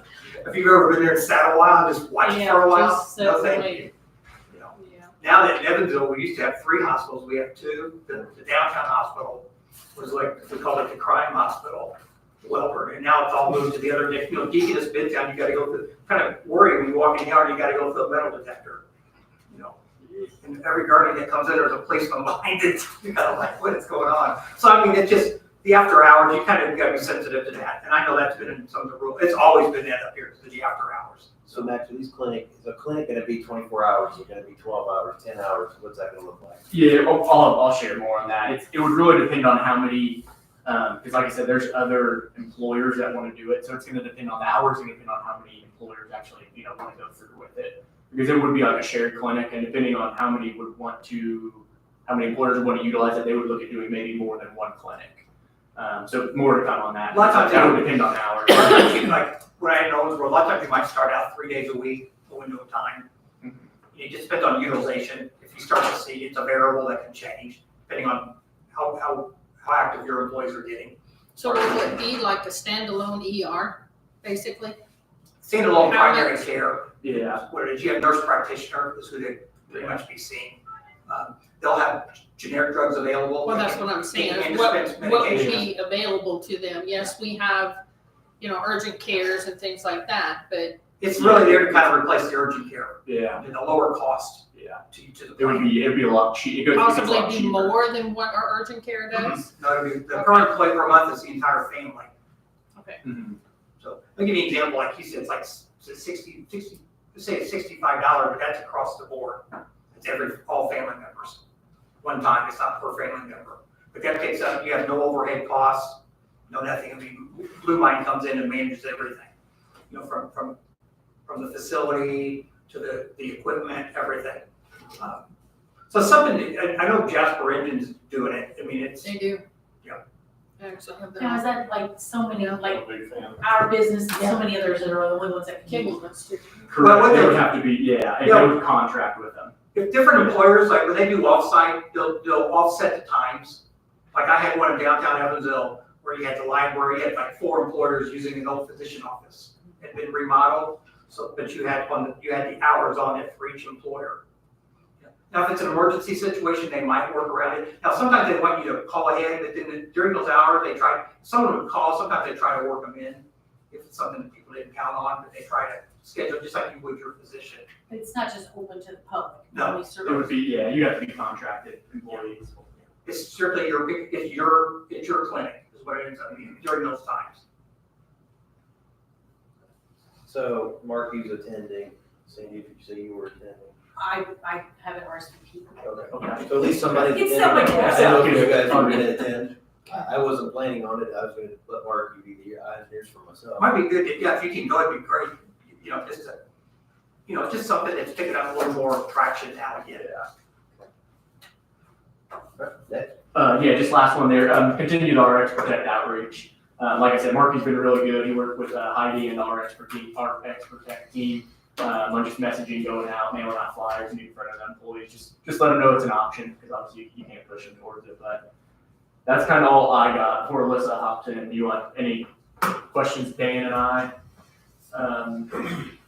Like I said, we'll crush a few of these things and be back in front of you guys here in the next couple weeks, but So yeah, keep try to come back with something for cost savings, we always wanna hear those, of course. yeah. And if, one of the questions that I posed to Marky that I wanted to pose to you was, what are you doing for DuBois County that hasn't been done by brokers in the past? I guess I'm just trying to think of, what are we getting from Houchins Group now that you've been with us for a little while? The things that we probably do more than, and I've been, I have my own agency and with Houchins, because obviously the market's changed a lot, versus 5 years ago. It's more, what is your broker, exact question, what value are you providing? A lot of things we're doing is because of our size, reaching out to the partners from a technology standpoint, Springback, and then just engagement. We've got the critical mass that we can negotiate probably the best pricing with the teams, because not just you guys, we're the largest independent agency in Kentucky. So we've got the critical mass to go to these. We're being contacted by the providers or by the vendors. How do we help your clients? So the value is probably what we can bring to the table as far as making you aware of what's out there. We're always going to keep our fees separate. You're always going to know what you're paying just for our time to do the investigation, the marketing, etc. So there's complete transparency to you as far as what we're doing. Anytime we enter with a vendor, there's no pass back to us or anything on that. As far as we don't make anything from, like the $65, there's nothing in there for us. We're not doing it. We're totally transparent to what you're paying us. And just one of the RX Protect was one that I just wanted to pitch. I think it's been a big hit since we moved in. Obviously that $100,000 shade, I'd like to see it a little higher, but that's one thing. But Dan kind of hit on it. We have a full marketing team. And marketing for us isn't, making flyers and stuff. They have vendors that call them. So we're obviously always going through and talking with new vendors. Blue Mine's one of those. So just staying on top of it, because as you guys know, it's not getting cheaper to spend. It's for everybody, unfortunately, across the board. But what can we do to help, cut those costs? Thank you.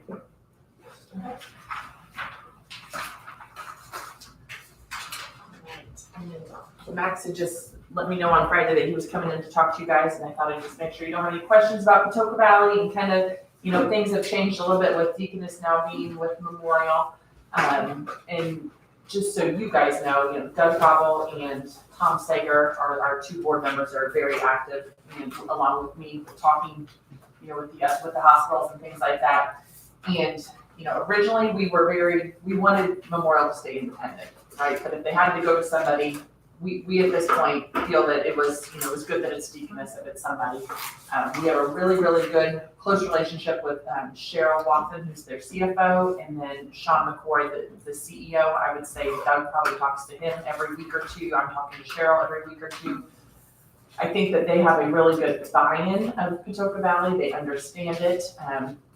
You know, Memorial employees all could have, as of, I think it was this year, they transitioned over to the Deaconess Health Plan, and they have even kept their Memorial people with Patoka Valley and not pulled them over to their Deaconess plan. Reason being is Patoka Valley, we've got much better contracts with Northwestern or Wilkenberg, with the Ortho group, with the Jasper OB, with the OB group here, and things like that are not part of Deaconess. So they have kept all their people within Patoka Valley. You know, back when Patoka Valley started, there were, you know, agreements that, you know, no health insurance plan. There has to be a big, what's the word here? A differential between us and every other health insurance network out there. If we're steering business there, we have to have, you know, that better pricing. So Cheryl and Sean have, you know, guaranteed us that we still have that. You know, over in Anthem, we have more than 15% spread, is what they would tell us. You know, if someone was with Anthem and you go to Memorial and have something done, you're going to be saving at least that much money. United Healthcare, we have a much bigger spread. They just don't have a good discount here at the local hospital. And even over the other Anthem plan, or not Anthem plan, Encore has a Deaconess plan, and even they'll say Patoka Valley has a much more significant discount over that. So, you know, they would verify that, you know, there's no other plan where you're going to get the discounts that you get here locally. And we also have really found, this is our year 3 with being with United Healthcare, and you know, we track them yearly to make sure that we are hitting the discount percentages that they guaranteed us, and you know, they are on track, and we're getting at least those discounts that we were to. I know that your guys' plan here is always more expensive than the other plans. We do a yearly survey that Marky participates in and gets me all the information, where we invite all the Patoka Valley employers to, you know, turn in all their claim information. I think you've seen it before in the past too. Yes, yeah, before Marky. And you know, it's just, unfortunately for you guys, the DuBois County plan is so far, it's the most expensive plan of anybody that does the survey. It's just, I think your guys' plan is so rich that, like the ER, like a lot of times I think people have a $500 copay to go to the ER, and you guys don't, you know, so people utilize those services, and then in the end of the day, your plan pays for it. I would say schools also, I know I was looking at different plans that are, you know, more expensive plans. It's more those type of plans that usually are the municipality type of plans, but the county is definitely, you know, an outlier for sure. Where our manufacturing ones, you know, really are much, much less. I think that the last year I looked, and I've got a couple copies here if you guys didn't see the last year one. You can take a look at it. I'll give you mine, Sandy, when I'm done with it, because I just have 4 in here. But if you look at this, so the first page, you can see at the front, you know, what employer you are. Your URO, so that's way over the one on the right. So that is all in. That's like all your fixed costs, all the claim costs, all everything. Okay, and that's what the employee paid and what you paid. So everything. That's what healthcare costs per employee. All right. So you That's us and the employee. You and the employee. The next page will be you only. So 26,000, where you can see the low end was 9,700. And then the next page is what the employer cost, you know, was. So once you took out the employee costs, you know, the plan, your guys' plan was 19,234. And you can see way on the left, there was even a plan that was only $5,989. And then. And they probably have a $10,000 deductible. Yeah, well, and then, so it looks at, yeah, you can see, then the next page is a comparison. So this is the average now. Now they took like the average. What is the average cost for all employers, both of what was in for the total cost and then for the employer cost. So the total cost is the purple and then the employer is the red, so. And then the last page is just your guys' average. So it's just, your plan is rich. And I know, like Mark and I have talked in the past, you know, working spouse rule, making sure that was in. I think that was a big deal. And you guys maybe, I don't know if you were talking about like Jasper Engines and different plans. A lot of times they do audits on that. You know what I mean? Do you guys ever? That was one thing I was gonna talk tomorrow. I was talking to Mark about. We're doing, you can do, and that's some employers, and I would probably encourage this, if we go down that road where we go in and audit the claims, how the providers, the only thing you have to be careful with on the audits is it collectible? In other words. Or I'm saying like, make sure that you're probably talking about something, I'm making talking sure about that spouse actually isn't offered. Oh, you're talking about elsewhere. working or You know not what I working. mean? Working or used to do not. that. Yeah. Just Well, to- we do it, but we don't necessarily, how do we know if somebody's lying or not? I mean, you probably ask him the question. Years ago, I know that when It's kinda I used to hard. audit it, I remember, like, if your husband's not, if he's on our plan, I Right. think you get a letter from Right. his Yeah. employer saying, We we don't don't know. cover it. Yeah. Right. I Or just yourself. think that sometimes Yeah. these big Oh, companies yeah. do it, and there's people that they lie about those things, you know, and then a lot of times then you're paying all the claims. So, and then also, is there anything grandfathered in on that or no? It's a flat, okay. And then the secondary, I think quite a few people take you guys' Yeah. secondary insurance too, where a lot of employers don't, you know, And don't we have do that that too. coordination. benefits. Yeah. Yeah. Right, and that, like, your guys' deductible is probably so low, you're the secondary plan, but then yet you're paying before the primary insurance even pays, you know? So, you know, and just like we said, you know, I'm sure that the premiums that they pay here are so much less than anywhere else, that that's part of the benefit of the job. But in the end of the day, then that's why your health insurance plan costs so much more too. But I think, you know, that this thing really illustrates that the Patoka Valley network is working for employers. Like if you go somewhere else, if you were at Anthem, you'd be paying at least 15 to 20% more on all of your claims here at Memorial Hospital, which is a big bulk of your claims. Over the year to be proven. Yeah. So it's, you know, it's not really the plan, it's more, or the network, it's just kind of how the plan design really is. So, and just to remind you guys, this. Can I stop you for a second? Yep. And it's just so I'm crystal clear on it. The working spouse rule, what would you say? Define that in a sentence. What does that mean? If your spouse is offered insurance where they work, if they're not allowed to be on your plan. Yeah, or I guess they continue. They have to They take secondary. take secondary. You guys are offering that, which everywhere doesn't allow that either. Most employers don't allow that.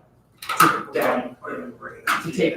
Or wouldn't allow someone to come on secondary, because they use your coverage as secondary sometimes. It's always Some of policy them just that- say they're flat out That's, eligible. we're paying before they reach their deductible. Yeah, exactly. So we're actually paying first in a lot of cases. If they have a $5,000 deductible. Well, you're paying first after they get denied, and then you have to reclaim. Right, yeah. There's people that have a $5,000 plan. Yeah.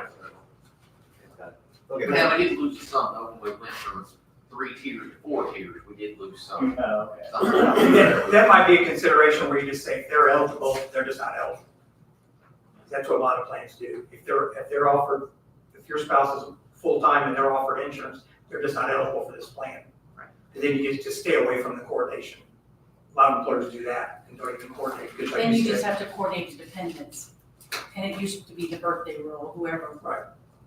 Still, our argument can be, our job is to primarily take care of our employees. Well, and that's basically it. It's your spouse's employer's responsibility to take care of that. That's right. We'll share in the kids if we have to on the birthday rule. Okay. Medical cost per employee per year comparison. The thing about the utilization is, your employees don't, know. I mean, like you were saying, your employees are making decisions based on the benefit, okay? They don't know if they probably do, but a lot of them don't care if they're self-funded or fully insured. They're gonna utilize the plan regardless, okay? Likely you've got Patoka Valley, but it's really coming to that most of your plans out there are $1,500 or higher now in deductible, is what you're seeing. Now, will that take care of the catastrophic claims? Probably not, because they're probably going to get it regardless of the deductible. If they need that kind of care. If they got cancer, it's not gonna matter if they have a $2,500 more or $500. It's really driving the behavior of the other population. That 90% of the population still gonna drive the bus. You can go $5,000 deductible, that handful still gonna drive the Like, bus. they're not gonna want that big bill, so they're gonna find a way to manage that deductible. You put a $200 additional copay, gets you what? Yeah. 4,000 more, It 40,000 just, more. I think more than anything, it deters them from going to the emergency room. Yeah. That's what, I mean, you're gonna save them the copay, but it's gonna make someone be like, I really don't need to take my kid here for an ear infection tonight, and I for can wait till $3,000, I'm gonna get them in. The PEDS office here is great about getting, and they even have Saturday morning hours, like, it's just deterring people from going to the emergency room is a huge savings. It's not even that, however much copay, it's just not utilizing them. Does your orthopedics here have an urgent care? They don't call it that, but you know what, I've had I know kids. that Tri-State, Evansville Well, does. So- But if you would call Norris Blessing or Wilkenberg, I mean, I've got kids in sports, so I will call and I get them in immediately every time. So, like my sister's son fell at this play place thing, and took him to the ER, buckle fracture. They said whoever ortho was on call, you'll get in a couple days. I'm like, let's call Brian Wilkenberg's office. There's no ER fee. She would have saved thousands of dollars. He still saw him that day and casted it, but no ER fee. They do the x-ray right there. And so I would say they need to, I wanted to tell them, you should market this as a ortho ER or urgent care, because it truly is. And then you completely save those facility fees. But, and then the other thing, just to remind you, this last year, 2024, was the first year we had a direct contract with Deaconess. So instead of your claims going through United Healthcare, our RAP network, it goes to the Patoka Valley pricing, which we got them at, it says a % of Medicare, and it's much less than it would be with an Anthem or United Healthcare. So we've got a good discount there that's going through, and Ascension also, and that's statewide. Ascension has contract with Patoka Valley, and so that goes through our direct contract also. So that is hitting, Patoka Valley, even though they're not in network, we have good direct contracted rates at both of those instead of using a national provider. So why does Deaconess want to take your lower contract rate?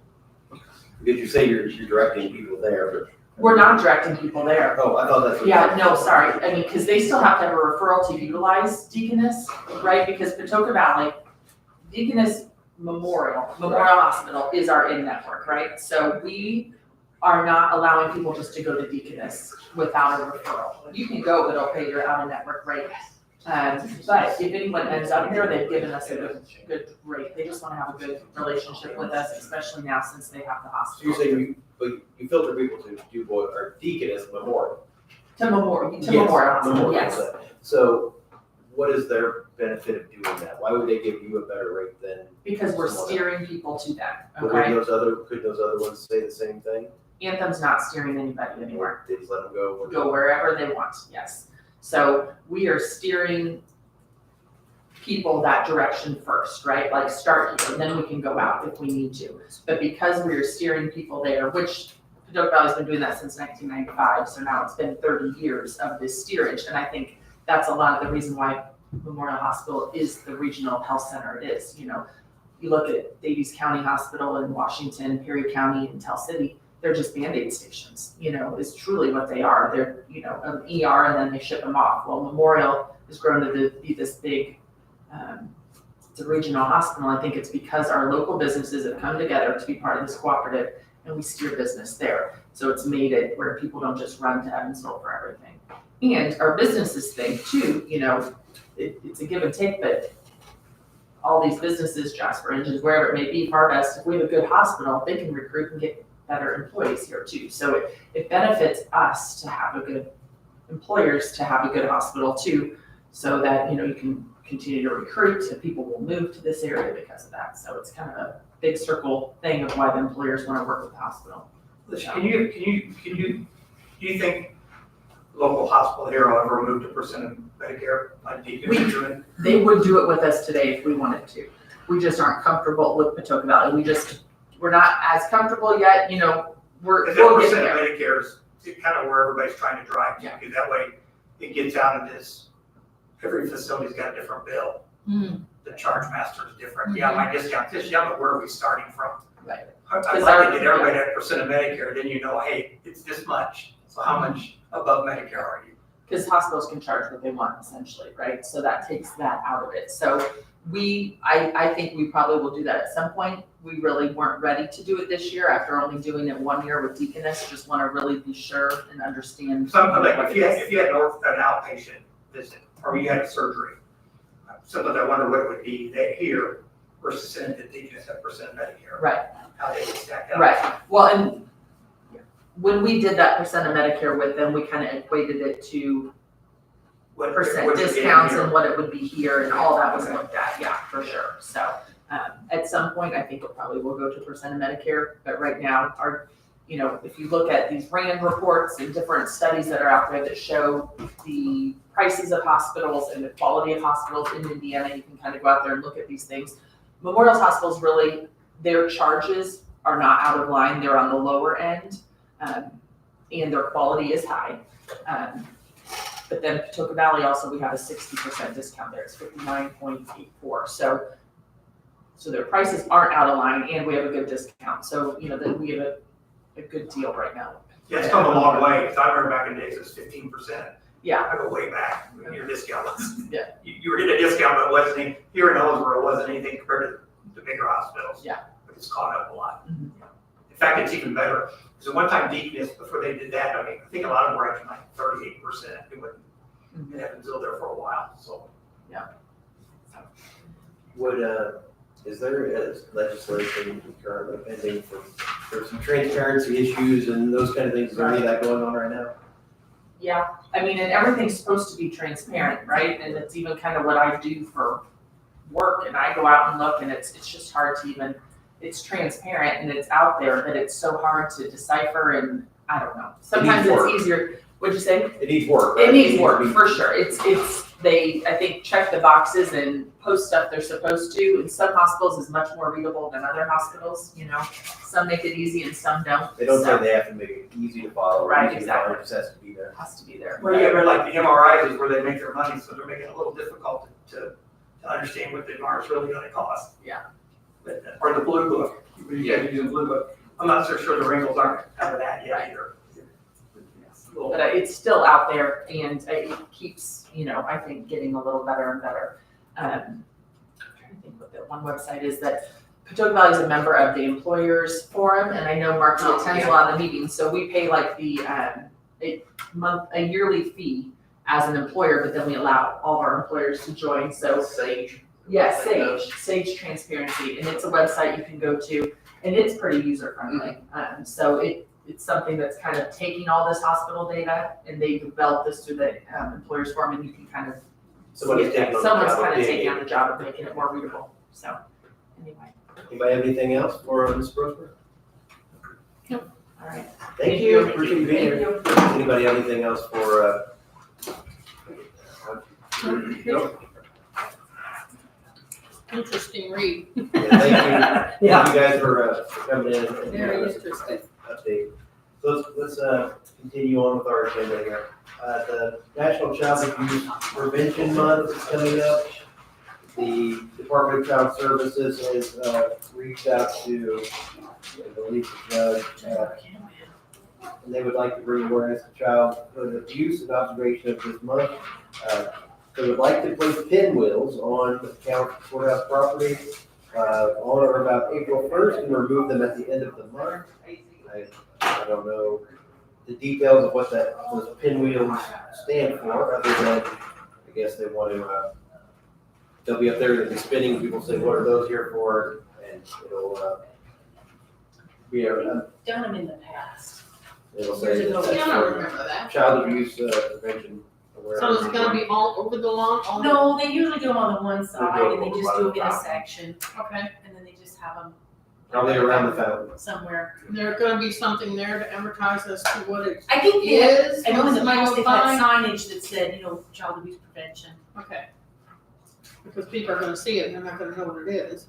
Yeah, like the crosses, the different Mhm. places, and then a Right, sign in front right, saying what right. that means. I don't want a big gaudy sign up there either, so. I think last time it was, I don't know, 2 feet by 1 foot, it said, Yeah. this is what this is. 20 or 30 of them, I don't know.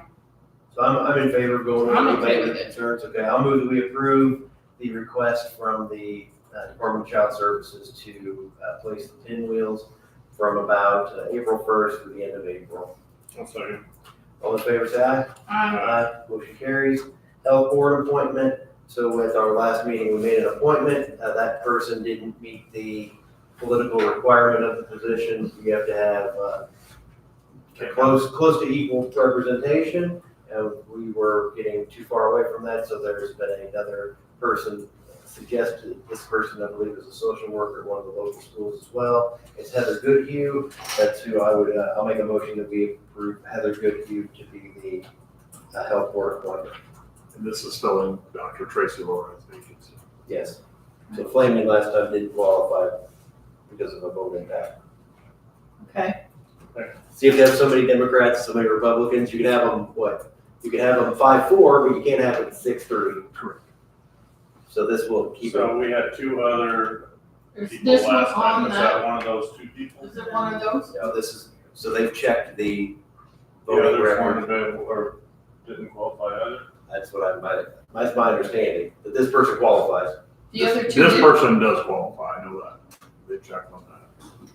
I think they were trying to get someone still back into the school setting, because that's what the person that was leaving was filling. They already had a doctor, and they already had a nurse. Like, because the makeup was obviously heavily healthcare includers, because it's a health board. Trying to get someone who was in the school setting, I think it was, they were trying to take care of. And I thought one of them that we had before was. The one we selected was. One was a No, there nurse, was another practitioner, and one was a doctor. Correct.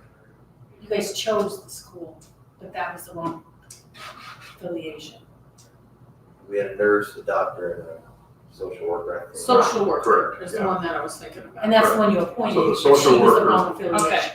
Okay. So they found another social worker. I should say wrong. I was in favor of the doctor last time. Okay. And I'd still be in favor of the doctor. So. I'll make my motion, and if it fails, then we'll. Mainly because she was the only one I knew. Right. I know she'd do an excellent Yeah. job. Talked about that. And who was it? And I don't Christine remember. Ward. So I don't know if she's still available or not. Due to voting. Yeah, I don't know that either. Yeah, the other two that were on the list, I think we need to reach back out to them if they qualify. Good question. Are you calling, Greg? I'm gonna call, who is the Sean, third person? Can you just call the recorder's office and ask? I'm calling the clerk's office. Clerk's office, yeah, sorry. I know what you mean. Was it in the minutes with the other two that we? I don't have it. I can tell you who they were. Send Nick probably has the minutes right there with. I don't think I put in.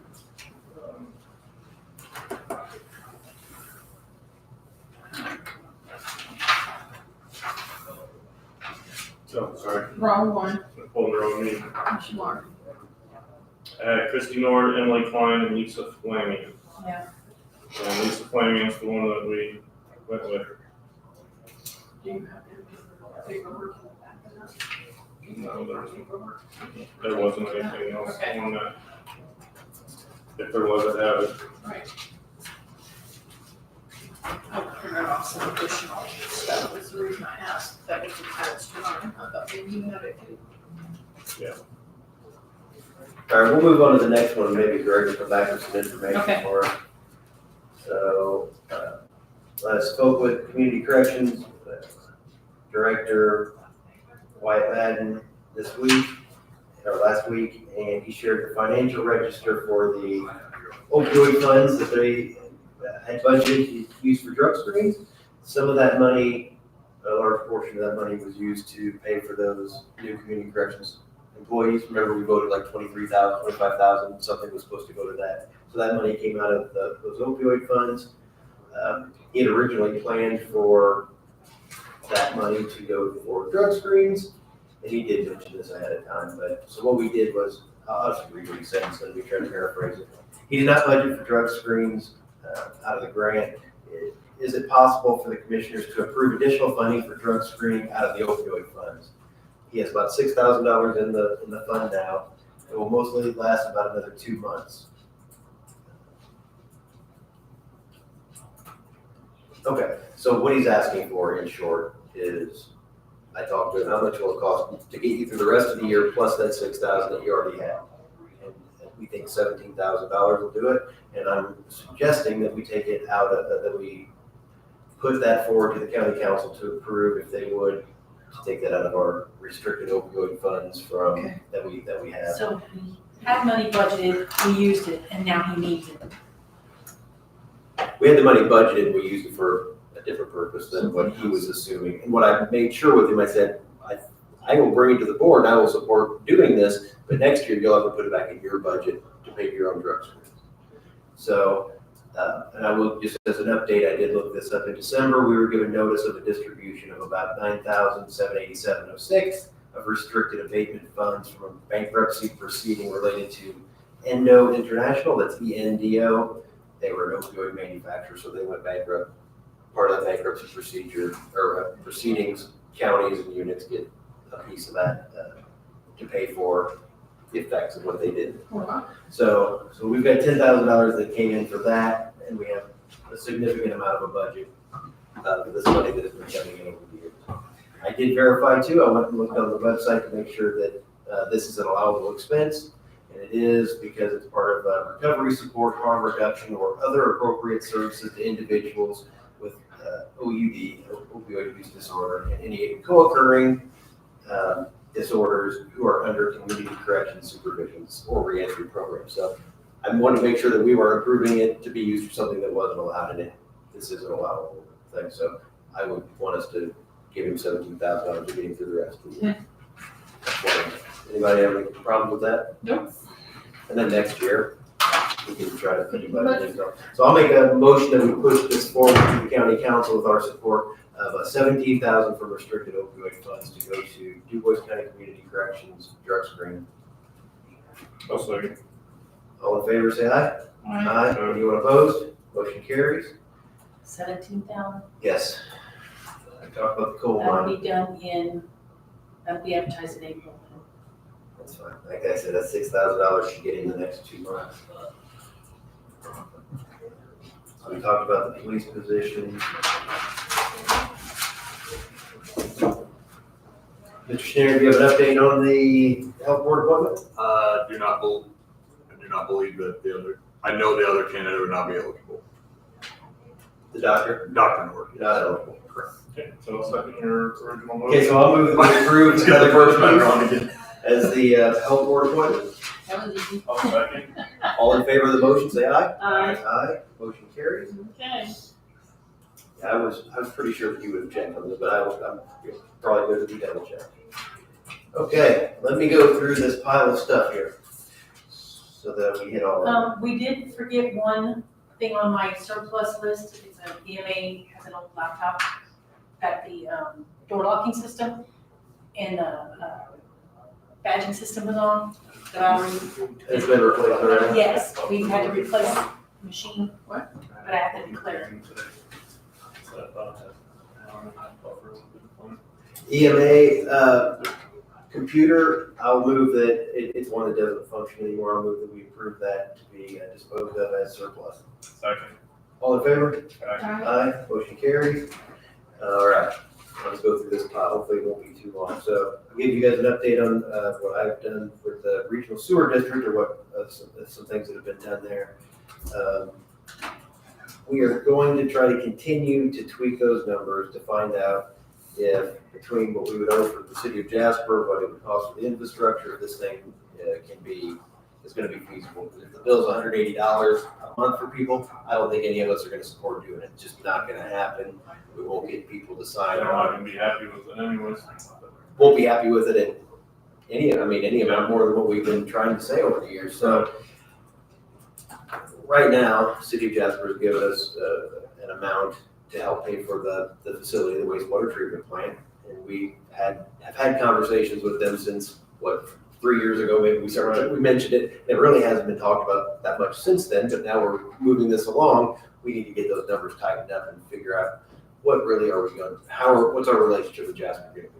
And if it is that we owe them, or we're going to agree to pay them $4.8 million for something, is that going to make our project not feasible? Or is it still feasible with that if we can be creative with our financing? So I think Greg doesn't know this yet, but I think he and I I'm gonna try to get with him to work on trying to figure out what would be an equitable solution with Jasper, to find out, again, is it gonna make sense? Is there a way that we can get there that's not gonna hurt Jasper and it's not gonna make it terrible for us? I will say the council people, Dina Lewis and Mike Kleesner have both been working on this too, and we're just trying to see what we can come up with. So we're gonna do an analysis there, and Baker Tilly's gonna try to get us some numbers again to say, because what they've given us last time was, if you do under these things, to get it to $100 a month for a payment, you do this. If you get it to 125, you have to do this. And so those numbers, when you add it to the 4.8 million in Jasper, it just doesn't make sense. It won't work. Now, that 4.8 million, I guess my big question is, if we buy, let's say we buy 50% of the capacity there. I think it's a third, 30%, but yes, Right. whatever it is. So now we own a third of that plant, but we still have to pay to use it. That'd probably be something you would do in the negotiation process of the interlocal, like you're gonna be taking our waste from us and but we've fronted your capital expenditure. So we're getting that either at no cost or reduced rate, to what you would give the other citizens, to hopefully back off some of that cost then to the user. Right. Yeah, that's what we need to do. We need to get that tied down. Because we don't want to be double dipped. We don't want to pay a premium for being an out-of-county customer and then pay for the building and then pay for maintenance. We don't want to pay all these different levels. Right. So that's just kind of where that is. Another thing on sewer, where we are with, this is a different sewer issue. This is from, the county has received a request from the Birdseye Sewer, I guess they have a wastewater project that they're trying to do up there. So if you remember, we've had somebody, the building burned down. If you remember, there's people living on that, or there were living on that. What's that? In a tiny house? Yeah, they were living in a structure there and they couldn't get sewer because they're basically they're not under a complete sewer ban. They're calling it a sewer ban early warning, meaning no new connections can be made to it. The wastewater system that they have is nearing capacity. They're having a lot of problems. I'll let you guys look at this. But the long story short is they are requesting from the council us to allocate $350,000 to make the project happen. So I haven't seen the letter, but I don't know if you called me and mentioned this. okay. So again, I think $350,000 to help them dredge their system, get more capacity, and our money is helping with a match so that they can get other grant money. And I think it's a fine investment. I mean, we've given money to the Wellness Center, we're giving money to the Frosty Jones Terminal, the downtown project. There's other things that we've done to other units, and I think this is a fine, in my opinion, it's a fine use for. It's a critical thing. I agree, and this isn't a project that they're not asking for it, they need it. It's not a want, it's a need, so, I definitely think we can support that. Right, they're not putting slides in the park, it's not like fun stuff, it's Right. critical. It's a necessity. This is a necessity. So really I think on our side, all we would do is, are we going to support moving this forward to lending our support behind it for the county council to have, or are we not? So I'd be in favor of moving forward. I'm in favor. Say yes. So I guess we'll just put a note in the minutes that the commissioners support the project if the county council has the funding available to make it happen. Same, you can see that? About that? Or do you have it? I don't know if I have. Okay, so that's Birdseye Sewer, surplus item we took care of.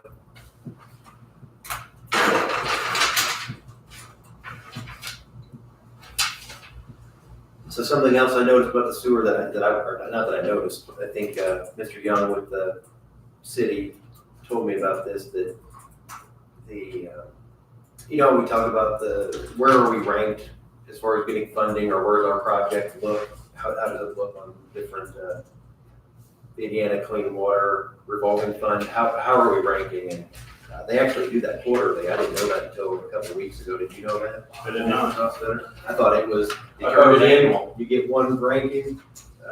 So anyway, right now we're ranked 39th.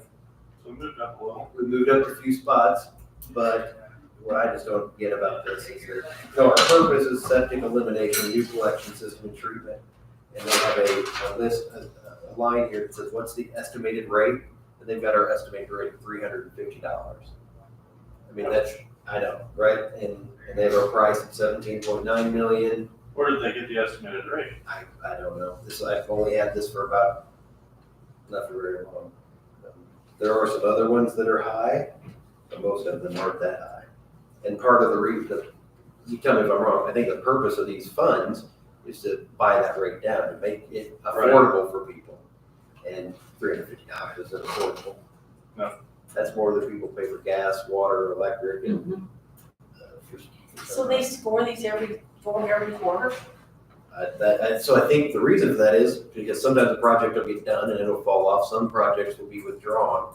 And it just kind of continually gives you an idea of where you're at. My goal for that project was to at least match, if not be less than the cost, if you put in a septic system of your own. And I know some of these people don't have that ability because they don't have enough property to do it. But if you had to put in a new septic system every 20 years as they wear out, versus the sewer, I think those two ideally equal, if not be less to just be on the sewer. And don't have to worry about it breaking down before that 20 years. Right. And you don't worry about the maintenance, somebody else does. But when it starts costing more than doing a septic system, and if you're building a new home over there, of course you prefer to do the septic if it's cheaper. Sure. Like everybody would. And one of the pieces of math that I did was, if just the 4.8 million for Jasper, if you divide that by the, say, 200 users there, we could give $22,000 to each one of these people, right? They could update, every one of those users could update their system. So it's only a short-term fix. I mean, it fixes the people there and it doesn't help with economic development or future growth, but it would help with our health issues. So it's just so expensive. We need to go back and look. Rabbit hole. Yep. Yeah. It's just a terrible mess, and we'll keep looking at it. Another thing, so we've talked about zoning periodically over time, and this will be part of the comprehensive plan whenever that comes in. So that's one of the discussions I'll have. But I did have 2 calls since our last meeting about people complaining about a property on Pine Ridge Road where it looked like the person was going to put in multiple manufactured housing units on there, and all the neighbors were like, we don't need it to turn into a trailer park, it's gonna be messy. They had a lot of fear about what was coming in there. So I've talked to the health department about it, and we're keeping an eye on it. But really, if it's multiple parcels on a single, or multiple units on a single lot, it's allowable by what our rules are currently, as long as the septic is approvable. So if you had 3 single people living in 3 mobile homes on that acre and a half or whatever, it could potentially work. And so, again, that's maybe one of the benefits of doing. I know the property. So recently listed for sale? Potentially. I don't know. It's the guy that, or had been. The guy that had assaulted one of our hiring workers. That was his home. Remember that one that got shot at? Yep. Yeah, I remember that. So it's that property, but it's a different owner. But that was the property. So they were concerned. I looked into it. Basically, if they can get a septic approval there, then they'll get water and it should be allowable. But I said, I doubt that you're gonna get 3 housing units on that small lot to pass septic, so they wouldn't get water, it wouldn't be a legal lot. So that's really our only safeguard. Any questions on that, right? I just wanted to keep that up with you.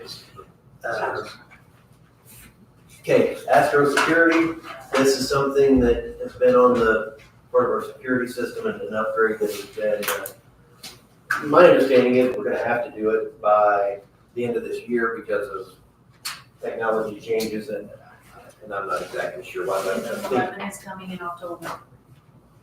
So the way it's, System doesn't support Yeah. run on Windows 11. yeah, current system doesn't support it. So I printed out these for all of us. Let's do this one first. So this is something that I believe he first gave this to us about a year ago. April of Maybe you can 24. April of last year, and what this is gonna be is, this is for our video surveillance system, this is an upgrade. So it's capable of 60 cameras for expansion, we will install 30 licenses, so there'll be, I don't wanna get too much into our security in a public setting, but the current cameras are 10 years old, all of them that we have will be higher resolution by about approximately 7 times better resolution, and we will replace the current NVR, which I believe is the That's the recorder. It'll have 16 terabits of storage, so it's going to be considerable. This was looked at probably in some detail in like November, and we just didn't want to go forward with it at that time when we were doing the other security upgrades. But $14,000 $15 if we accept this top part. And like I said, either we'll do it now or we will have a system that is probably not going to work with, coming into the year. Also, option 2, we will add 3 cameras to, I won't say it out loud where they are, but you can look here to where they will be for better building and property security. So, my thoughts after I reviewed it, talked to our people, is to do both of these. That's what I would do. You have any thoughts or questions on it? So it's not a one or the other, so. Right, if you, like number 1. Yeah. On option 2, number 1, there's gonna be some of those exteriors that are gonna be covered that aren't covered now, but we've had some issues with that. Yeah, I would agree. One of them, I think they were gonna put a camera on one particular spot. I asked them that we didn't need it there, and they're gonna put it facing the treasurer's office, because that they have had a request for that. So, but for the most part, this looks like this is where it landed after digging through it and talking to them about it. Anybody have any? I mean, I'll move that we approve option 1 and option 2 with Astro Security and move it on to the county council for funding. I'll second. Any other discussion? No. All in favor, say aye. Aye. Motion carries. So if you could ask did you put that on their agenda then, or do I need to do something else with that? I will. Okay. So this, you got it? Yeah. Okay. This next one is, Well, he's giving me another change because we've added more cameras. so that is for what? This This is what we just approved? No, this is the door and the other thing that Okay. I know the costs are gonna be there, you're probably not gonna go for it, so. All right, here we go. So this one, the one I just handed out, it sounds like there's been an update to it since I printed those. Yeah, he said the Chevy part of it. So let's look at these. This looks like it is.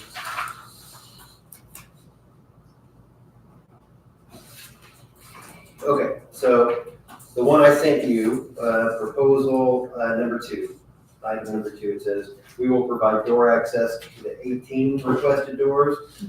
The new updated one is 27 doors.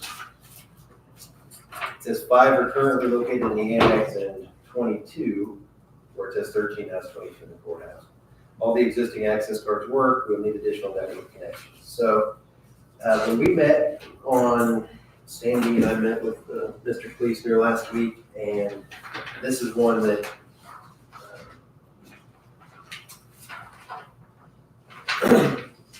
I guess first let's see what the benefit of it is. It's door access upgrade. So what they would go through, and on 27 of these doors, they would put updated, I don't know what they even call them, the little scanners that you put in, the seat secure key controllers, I guess.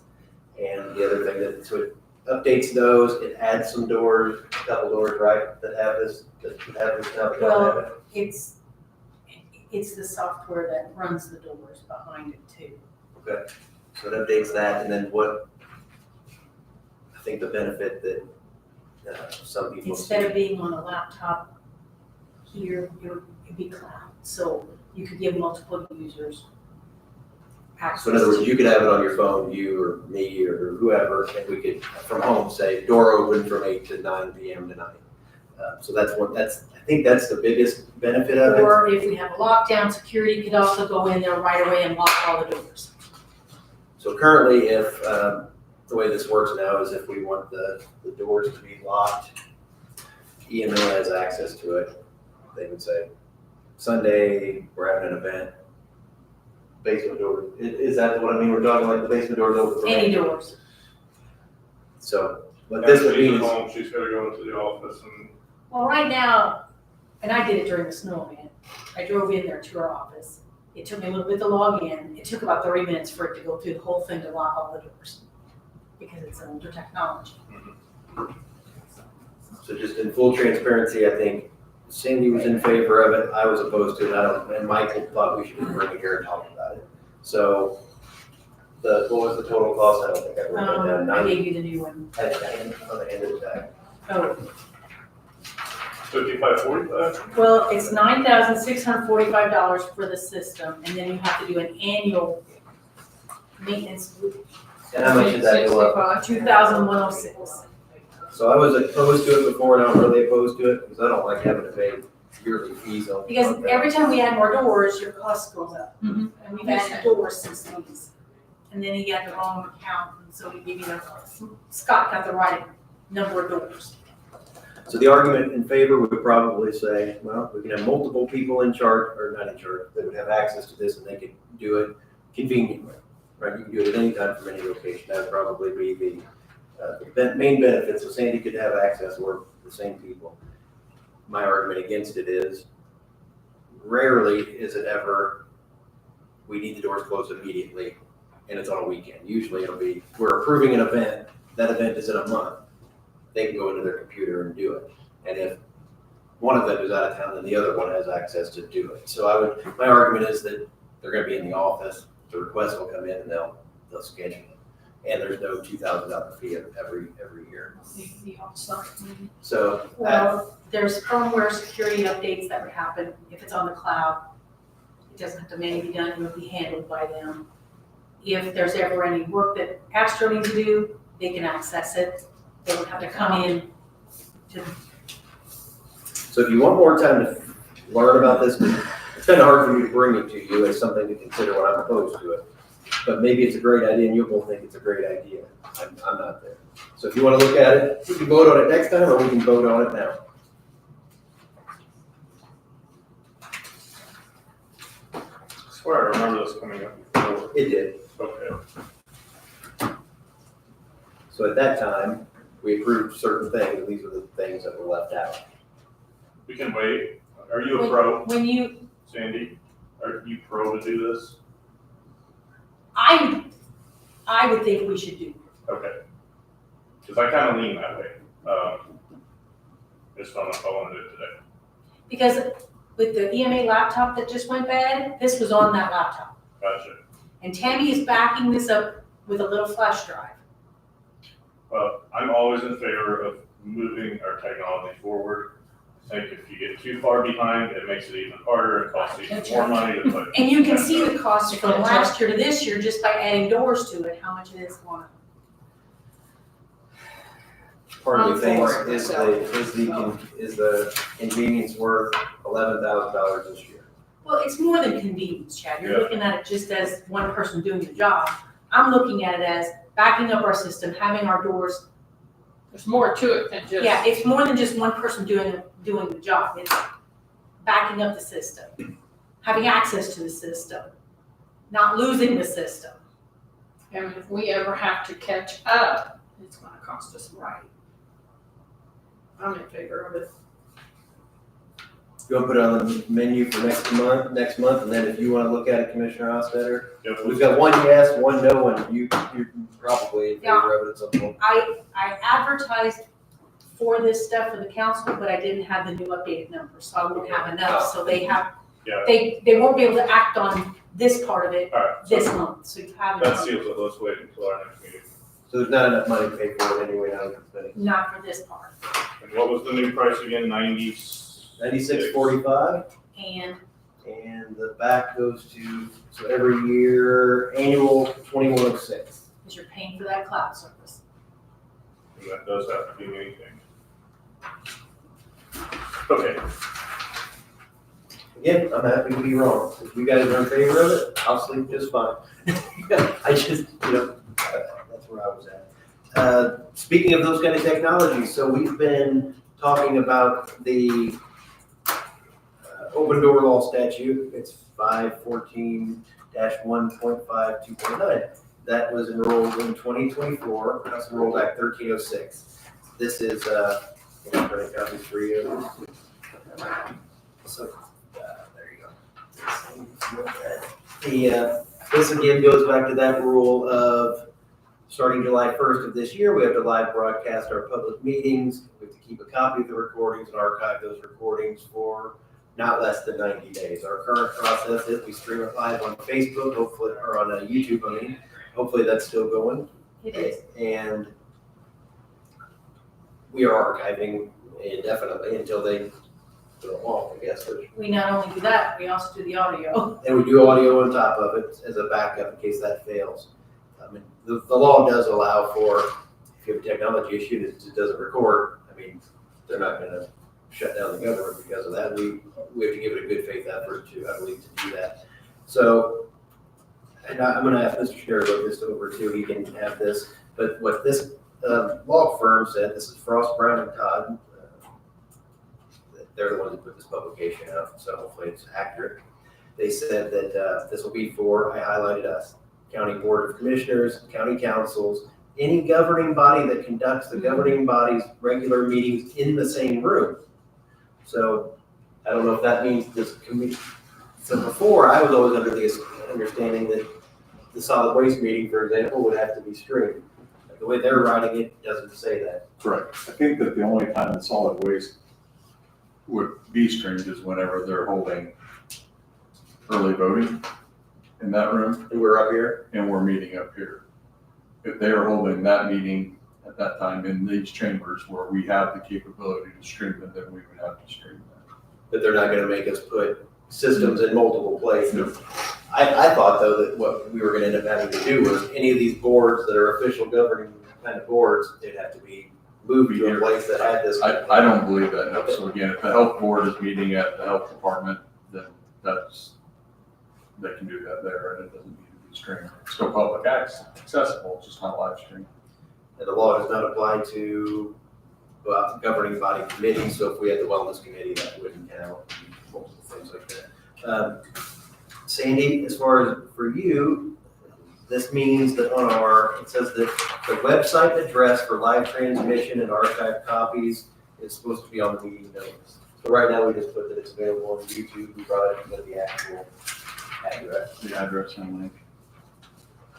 You mean like, Like it'll have to say www.youtube.com/Du Bois County Government /videos. I don't know, man. You would just go to the site and copy. You just copy and paste it. So that'll be required. So the reason I'm bringing all this stuff up is we have to make it, we don't have to.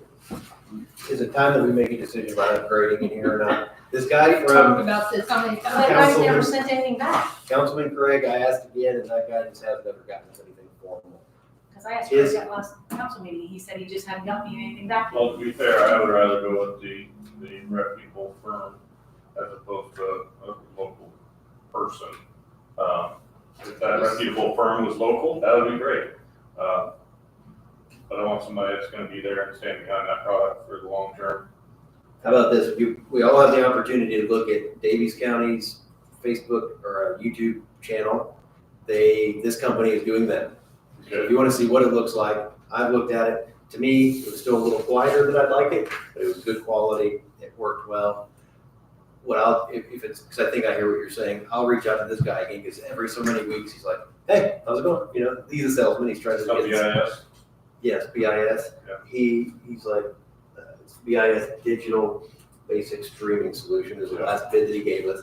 I'll say, get it in final form, I'll bring it to the board. Sure. Can you put that on as a miscellaneous or a 5-minute agenda? I don't remember what all was in that quote, but I think it would be nice if each of us had a mic. I think it's 7 mics, 8 mics, 1 camera, recording and streaming units. And I would probably go one step further and say we should have 2 cameras, one that can auto switch back and forth to either us or the speaker.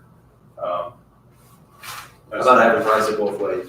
That's fine. Because I think what we did was, I kept thinking it was gonna get cheaper. I said, take that away. And the best we got to was 19,000. I think that's a one-way camera. But I'll hit him up. Yeah, because I think it'd be nice to be able to see who the person is here presenting as well. So right now, we see their backside. I think what they do at Davies County would be, let's say we put the camera here, this guy is over here, so you get all of them. With one Just camera. doesn't say it, you just click on that. So they put this person kind of facing It goes automatic. sideways to us. So just take that link. In the case like we had this morning, you know, you've got the public setting, well, not really the public, but setting out Where there. in case you copy that. Public meeting.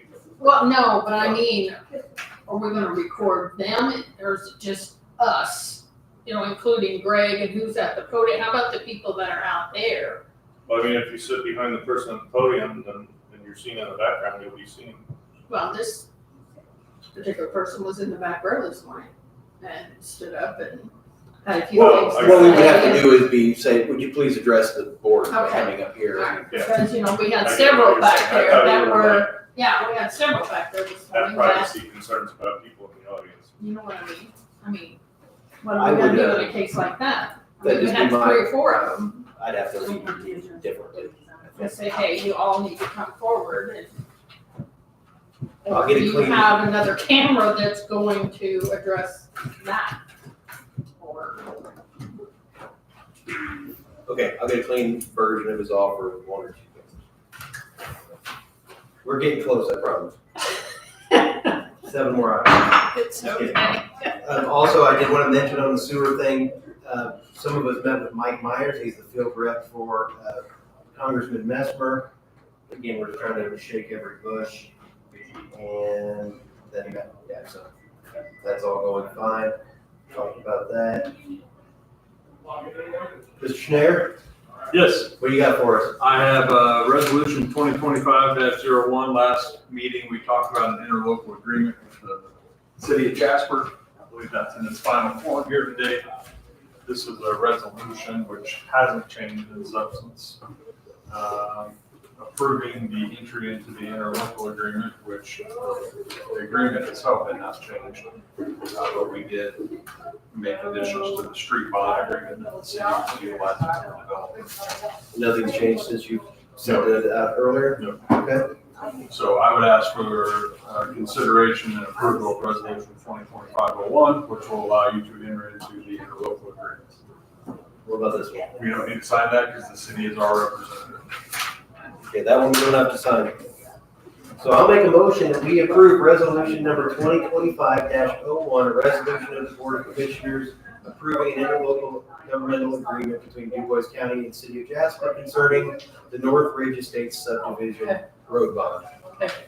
So I'll move that we approve that. I'll second. Any other discussion? All in favor, say aye. Aye. Anyone opposed, same sign. Motion carries. There's one signature on the back. The next one is interlocal governmental agreement between Du Bois County and the City of Jasper concerning the North Ridge Estate subdivision bond. And you just approved that with the resolution, now you're just executing. Don't sign that one because That's resolution 1, right? It was, I yes. don't know. Yes. So this one is just, we don't need a separate vote on this one? I don't believe so. Okay.